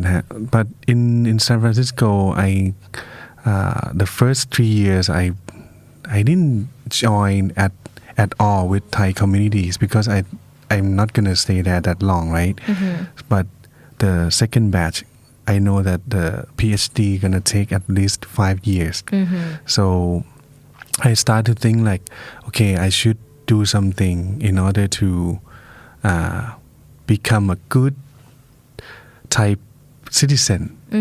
In order to do like volunteer things, but no money about it at all. It's for free, right? It's like pro bono. Out of your heart. But I have time to do this thing because other people, they work so hard. They have to take care of their own business, either restaurant, working in the food industry. Most of them, they work in the food industry in San Francisco, but I admire them a lot because they have 3 generations now. The first generation is like my dad's age. There's a very first generation to make it happen in the United States. เขาเรียกยุคขุดทอง ใช่ไหมคะ The Robin Hood and around 80s and 70s. I admire them a lot. They work so hard in order to make us more solid. Yeah. Like the second generation as my generation and your generation, so they can pursue their own dreams in order to become an engineer, become a lawyer. But those first generation business still exist in San Francisco. Like the first Thai restaurant in San Francisco, in Berkeley, in Bay Area. Wow, they still exist. Yeah, they still exist and they know each other.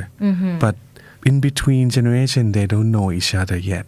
From the first generation to the second generation and the third generation, the young kids. Right. I saw that for the first time that, wow, this is such a wonderful Thai family that grew up together, but they're kind of separate. I saw like a jigsaw that what would that be great that if I bring them together by building such a Thai festival for them to join. Yeah, like do like one or two events to bring them together, so they have a chance to know each other, to work together, and to promote our modern Thai culture. Yeah. So I like a volunteer myself to organize everything. To organize them, to organize it, and introduce myself to สวัสดีครับผม my name is Nop นะครับ I would like to do this.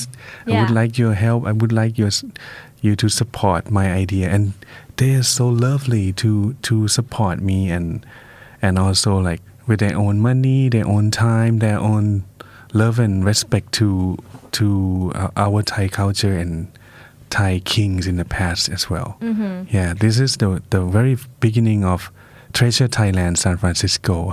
Yeah, that's so cool. Because I mean, I grow up in sort of in a town a little bit outside of LA. And I know LA has such a strong Thai community where they have like, the Songkran festival. They have like all kind of festivals all the time, and there's a Thai town there. And I know I have friends who went to Wat Thai, and the second generation kids are actually really close knitted because they went to Sunday Thai school together. And I think activities like this, like the one you just organized, is a really good idea for everywhere else in the States because there are a lot of Thai people in America, not only in LA but throughout the US. So that's really cool. How did it turn out? How did everything turn out? The very beginning is about 3.5 years ago. I used my music in order to bring them together. We used Boy Nop. P-Boy and I like always go there to work on new project in LA, right? So I invite P-Boy and the band from the Moonlight Studio band from LA to do the concert, the Boy Nop concert, in order to fundraise, to keep it for the next year and do it like this every single year in order to bring all Thai communities together. We have only one mission, this to promote modern Thai culture, not traditional way. Because it's like Bo you just mention about, we have what Thai Cultural Center. They already done for the traditional Thai culture, right? A lot. So I don't want to do the same thing. I want to do modern Thai culture. Modern Thai culture is food, Thai music, Thai dance, Thai massage, Thai boxing. It is another step of traditional way. How do we make it nice? So I use my music. They know my music. They know P-Boy music, right? Bakery music. So they come to the concert. But the concert doesn't have only music. I invite the Thai boxer, but they're not Thai. They are American. Yeah. They come to like perform and show that they so like in love with Thai culture, and all the kids and Thai students there, they're so proud of themselves. Like, wow, so many Farang learn how to do Thai boxing. So many Farang come to Thai restaurant. Yeah. That's the thing that I would like people to feel that, hey, you have such a wonderful culture to, what should we do next? Think about it. Yeah. If you don't do this right now, it's gonna be gone. I think the Treasure Thailand San Francisco will be continue doing like this for the rest of my life. I will go back and do the Treasure Thailand Festival in Every San year. Francisco every year. When does this festival happen? Normally we had twice a year during Songkran นะฮะ around April and May, and the other one we call it SF reunion party in October. Oh, okay, nice. So we do at least twice a year. In April and May, we have Thai temple, Thai school over there. Yeah. We have 3 schools over there. We want to bring them like the third generation young kids. They bring them out. They dress up like Thai kids. Yeah. And they can be proud of like all the Farang will take picture with them, right? Before that, they just perform in the Wat Thai temple. It's different. I want to take them out from the temple to the public. Yeah. So they can be proud of themselves. Like, wow, it's not like they dress they do in the temple, because it's all the people that they know each other, right? But over here, they're all like Farang and our friends who are American. They can be proud of themselves, and they want to be back again next year. They want to do more. They want to be a part of Thai culture. That's the thing that I try to make it happen. For the second generation like us, like all Thai student who like scholarship student in Stanford and UC Berkeley, UC Davis, I work with them so quite often. Like go there and help them like do Thai festival like you do at UCI. Yeah. Make sure that if they need help or need support from us, like all the restaurant or anybody, I connect them with all the Thai restaurant owners that if you need any help, call them. Nice. They will support the food, and you can just go there and make just one to focus on the event. You don't have to cook. Yeah. We support the food for free. And Falang loves Thai food. Right. What do you miss the most about Thailand throughout the 10 years that you were in the US? Or do you fly back and forth so much that you don't feel like you miss anything? Because technically you were here for 5 years. I spend time quite a lot in Bangkok. The only thing that I miss is working. I miss like making music, but I know that I don't have time. I need to more input in order to make new album for myself. So it takes about like 7 years after. So I started to write new elements like 2 or 3 years ago for myself. If you could say anything to your fans, your family, what would it be? I want to say like I have done this, never thought that it's gonna be possible. So I think my dreams come true. It's the same that all audience dream come true too. Because I make this happen because of the energy that they send it to me. Yeah. For all year on like 25 years since I start singing. Until now, they're still there. They still support me. I want to make sure that I don't have any media. I don't have anything behind me. Just me and my music, and it still exists. And thank you so much for supporting me. Aww. Now going back to San Francisco, what was it like? Let's just say if you could describe it in 3 words. What would best describe your life in the US? For me, like recharging every day. Like every day, it's like recharging, new things coming out every single day. When you turn on the TV, there's no like gossiping. There's no like the news station. Okay, they present the same news, but they have their own way of presenting. Right. Over here is the same thing, like nothing new to me at all. But over there is recharging. Every interview that I listen to is all new. The second one is new, like right? Yeah. The third one is fresh. Fresh is, like Northern California, especially Bay Area, is all fresh airs coming in from the ocean with a lot every of day. organic goods that you could get. And it's free. Yeah. You don't have to pay for air condition. It's free every day. I'm so happy every single morning. Oh, fresh. Yeah. No pollution or the Pacific Ocean breeze coming in. Love it. Yeah. What would be the one thing you miss the most about San Francisco? And what's the one thing that you do not miss about it? Do not miss is homeless people. Yeah. It's so sad. Yeah. Actually, my wife told me about it. I don't think she has a good point of saying this. Like all the homeless people, they don't choose to be. Exactly. They don't choose to be homeless. They have mentally ill by a drug abuse or like sexual abuse in the past. So they don't know how to take care of themselves. So why don't just shoot more or drink more than stay in that kind of world? So that's why they cannot take care of themselves that nice. Because sometimes people see the homeless people and they're like, oh, like you could have made a better choice. You could have just not drink. You could have just not do drugs. But sometimes with certain circumstances, like the economy or sometimes people are being laid off. Right. And they were living paycheck to paycheck already. Can you put yourselves in their shoes? One day you had this job. The next day you were laid off. You have no job. You have 3 kids and no money to pay the bills.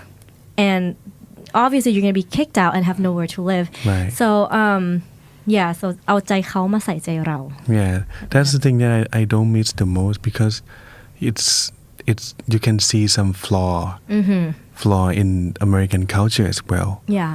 So they become homeless and hopeless as well. It's sad. I don't miss that at all. And San Francisco is like the capital city of homeless now. People just on the bus come to be a homeless in San Francisco. I don't know why.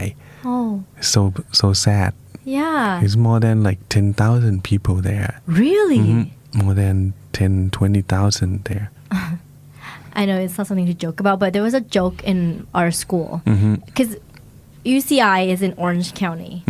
And it's in a very nice town of Irvine, where the street is very clean, it's very nice, and you never see a homeless person.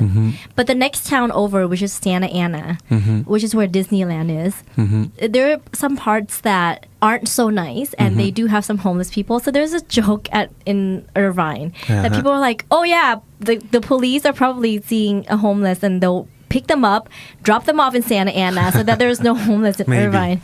It could be true. It could be true. But that's like, sad. I heard that too. Like some other states just buy a ticket, one-way tickets to San Francisco? To San Francisco or around like the Bay because it's a good fresh air, right? You don't need, it's not going to be in heat wave or anything. Especially in San Francisco all year round, 25 degrees every day. You can sleep on the street anytime. Yeah. So what about the thing you miss the most? The fresh air. Yes. Like I mentioned about every single morning, every single night. It's so fresh and romantic too. Not here, huh? Yeah. Not in Bangkok. No, it's full of pollution, unfortunately.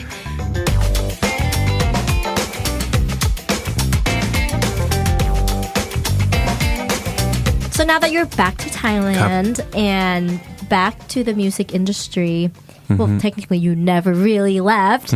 How satisfied are you with the feedback from the song หมุนตามเธอไป your first single in the past in 12 years?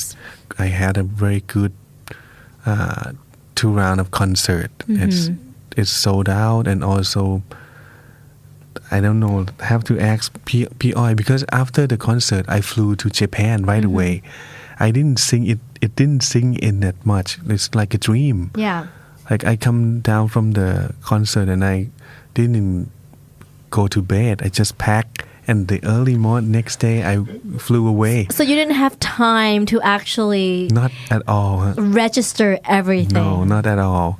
So, but to answer this question is, I think it's more than I expected.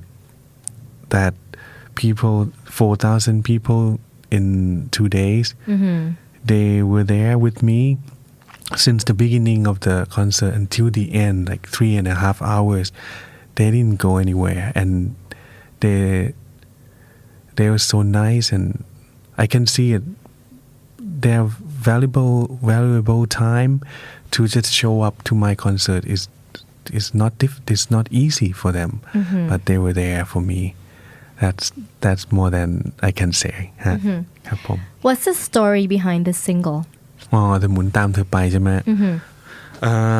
Normally all the big concert it's kind of like at the end of the project the concert will come up, right? Right. After you promote all year round, but this concert is the very beginning of my project. I plan it to be this way. So หมุนตามเธอไป I sang that song at the very last song of my show. That means this is just the beginning. Please หมุนตามพี่นพไป Please like come with us after this. So after this song end, I can feel the fan feel like, oh my God, it's end. I can feel like the moment like no cheering, no nothing. It's so sad because the song is so sad. It means like I walk away from them, but please follow me like that. But after this song, I have the special show after.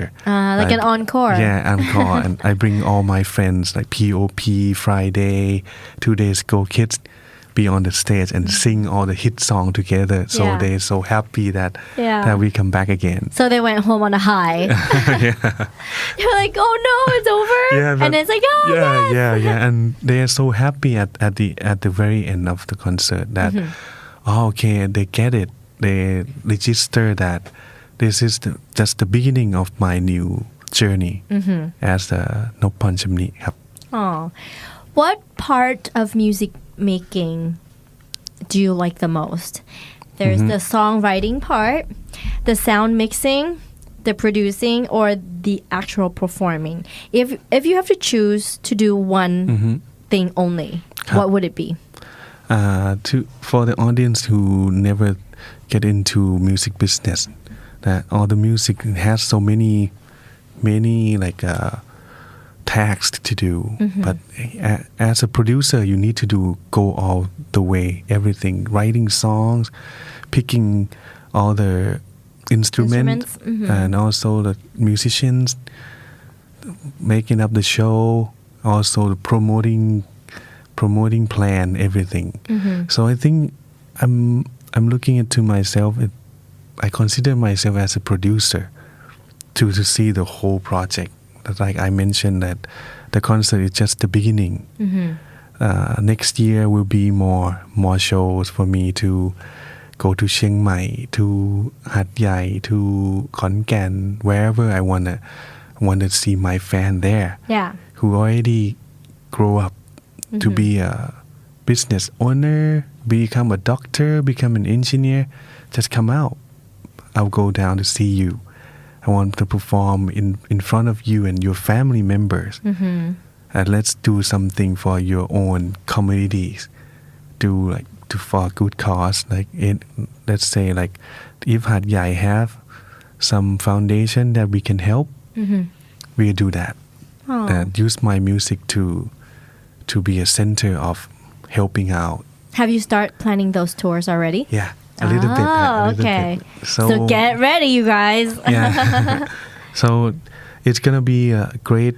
I got this inspiration from น้องตูน Body Slam นะฮะ ตูน did this so long time ago, but he ran. But me, I'm gonna use my music, my voice, my team as a inspiration to the communities. Why don't we come out and have fun together, and in order to just have fun, we do good things for others as well. So even though you come back to Thailand 5 times a year, you must have noticed how our music industry has changed drastically. ครับ Just like everything else in this so-called age of disruption, air quote. What's your take on the Thai music industry right now? I'm still working at the same role as a producer since day one that I worked with Bakery Music back in 1997. So the role is the same. For me, I have to take care of the project that I in my hand. Do your best and make it the best that it can be. Any artist or any concert, any music video that I handle, but we have the smaller budgets compared to the past 20 years. Smaller. How can we still survive with that smaller budget? That's the business model. So you have to work with people who believe in what you do. They have to think the same way as you do.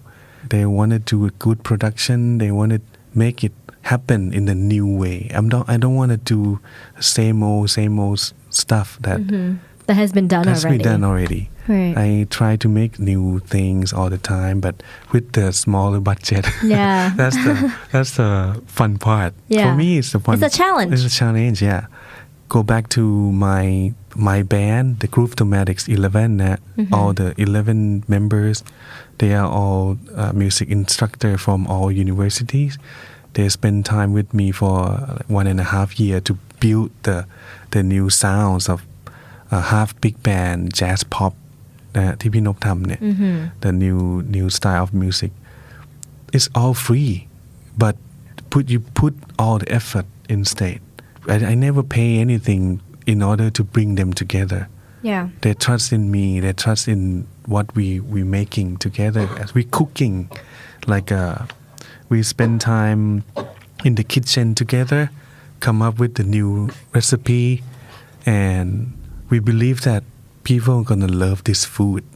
People are gonna love this khao phat in a different way.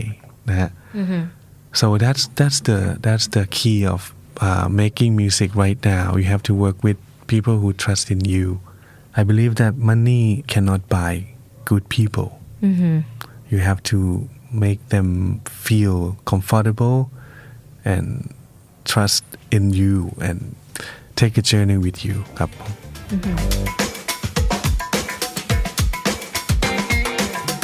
Last but not least, as a human being who's still growing and learning from our success and our fails every single day, what have you discovered about yourself lately, and how did the new information or knowledge make you feel and change you?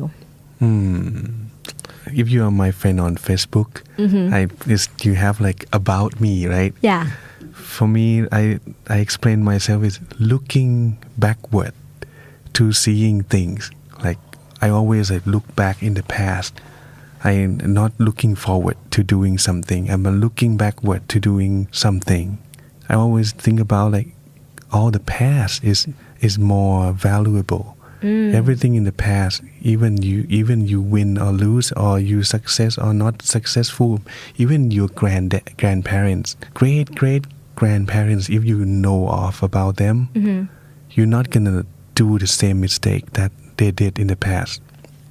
That's the thing that I did all the time.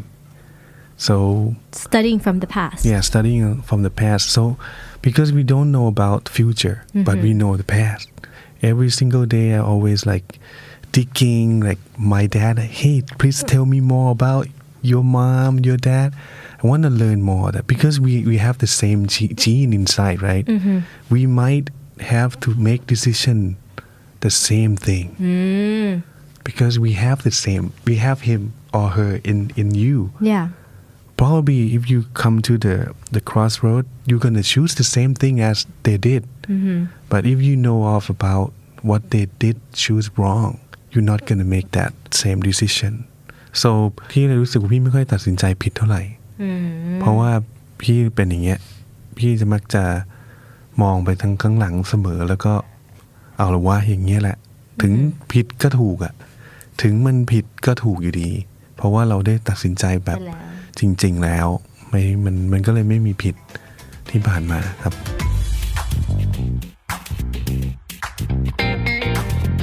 This next section is called This or That. ครับ We have 3 pairs of words or situations. You'll pick one of each pair and then explain or elaborate on your choice. The first one, this is a good one. End all wars right now or end world hunger right now. Wow. That's tough to choose. I think I'm gonna go for the war. End all the war. I don't like conflict. I don't like people to fight. Like war is not only like killing each other. Even Cold War or like put the war against each other is considering war as well. I don't like conflict in between people.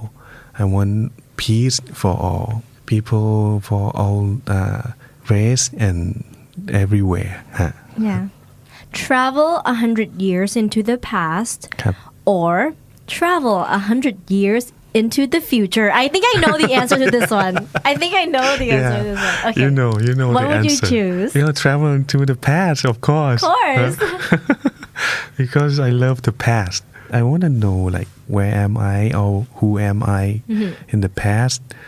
I believe probably a guy who worked for the royal family or something that. In the palace or something. I think I was like that. Yeah. Every single time that I walk into the royal palace, I feel like I back home or something. Yeah. I want to see myself in 100 years ago. Yeah. That would be cool. Yeah. Lose your ability to smell or lose your ability to dream in your sleep. I'm going to choose lose ability to dream in the sleep. Yeah. So you could get a good night rest, right? I don't think I care about the dream that much. Yeah. But sometimes dreams tell me things too. But losing smell is quite bad. Yeah. I think I agree. Yeah. I would choose that too for sure.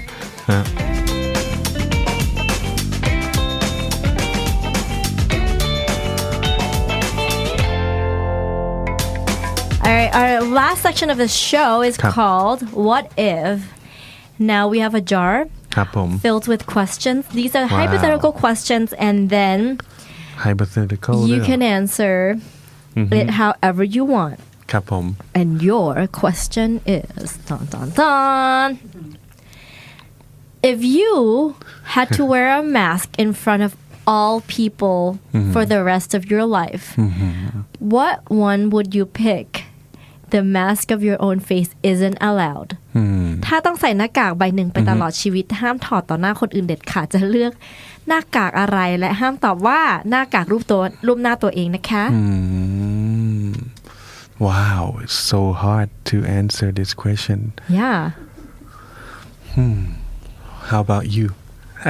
Yeah? It's quite hard. God, turning the table around on me. I would wear the mask of Wonder Woman. Because it's going to be the first impression that people see you, right? Right. Out of my face. Maybe I want to have the experience of wearing a mask of a bar girl. Yeah. Like a girl who do like pole dancing. Yeah, like a stripper? Yeah, stripper like that. Why? That's so random. This is my dream, you know. Yeah. Bo, To be a stripper? I Like I really want to walk into like soy cowboy or Yeah. pat pong or want to take a trip to see the stripper. Yeah. But I never been there. Yeah. And I feel like if I go there, they're gonna feel bad. Yeah. To see me. Yeah. I feel They'll that, recognize you. Yeah, and they're gonna feel bad like, wow,คุณนพ come here and they're gonna feel uncomfortable. Yeah. I can feel that. So I respect them too to be like to be a pole dancing girls they're so brave to do that for a living and that's what I want to see. I want to see like how many people that look at them respectedly. I think you can count because they're gonna be looked down all the time, and I want to feel that pain. I want to feel that pain. That how would it feel to be that? It's so sad, right? But every single time that I walk through that street or that kind of situation, I always like bring the positive energy back to them. Like, it's okay, man. I'm never judge you. Never judge you at all. I respect you at the same thing that you should be respected from your kids or from your family members. Oh, that's such an unexpected answer too, and such a creative one too. Yes. Be nice, huh?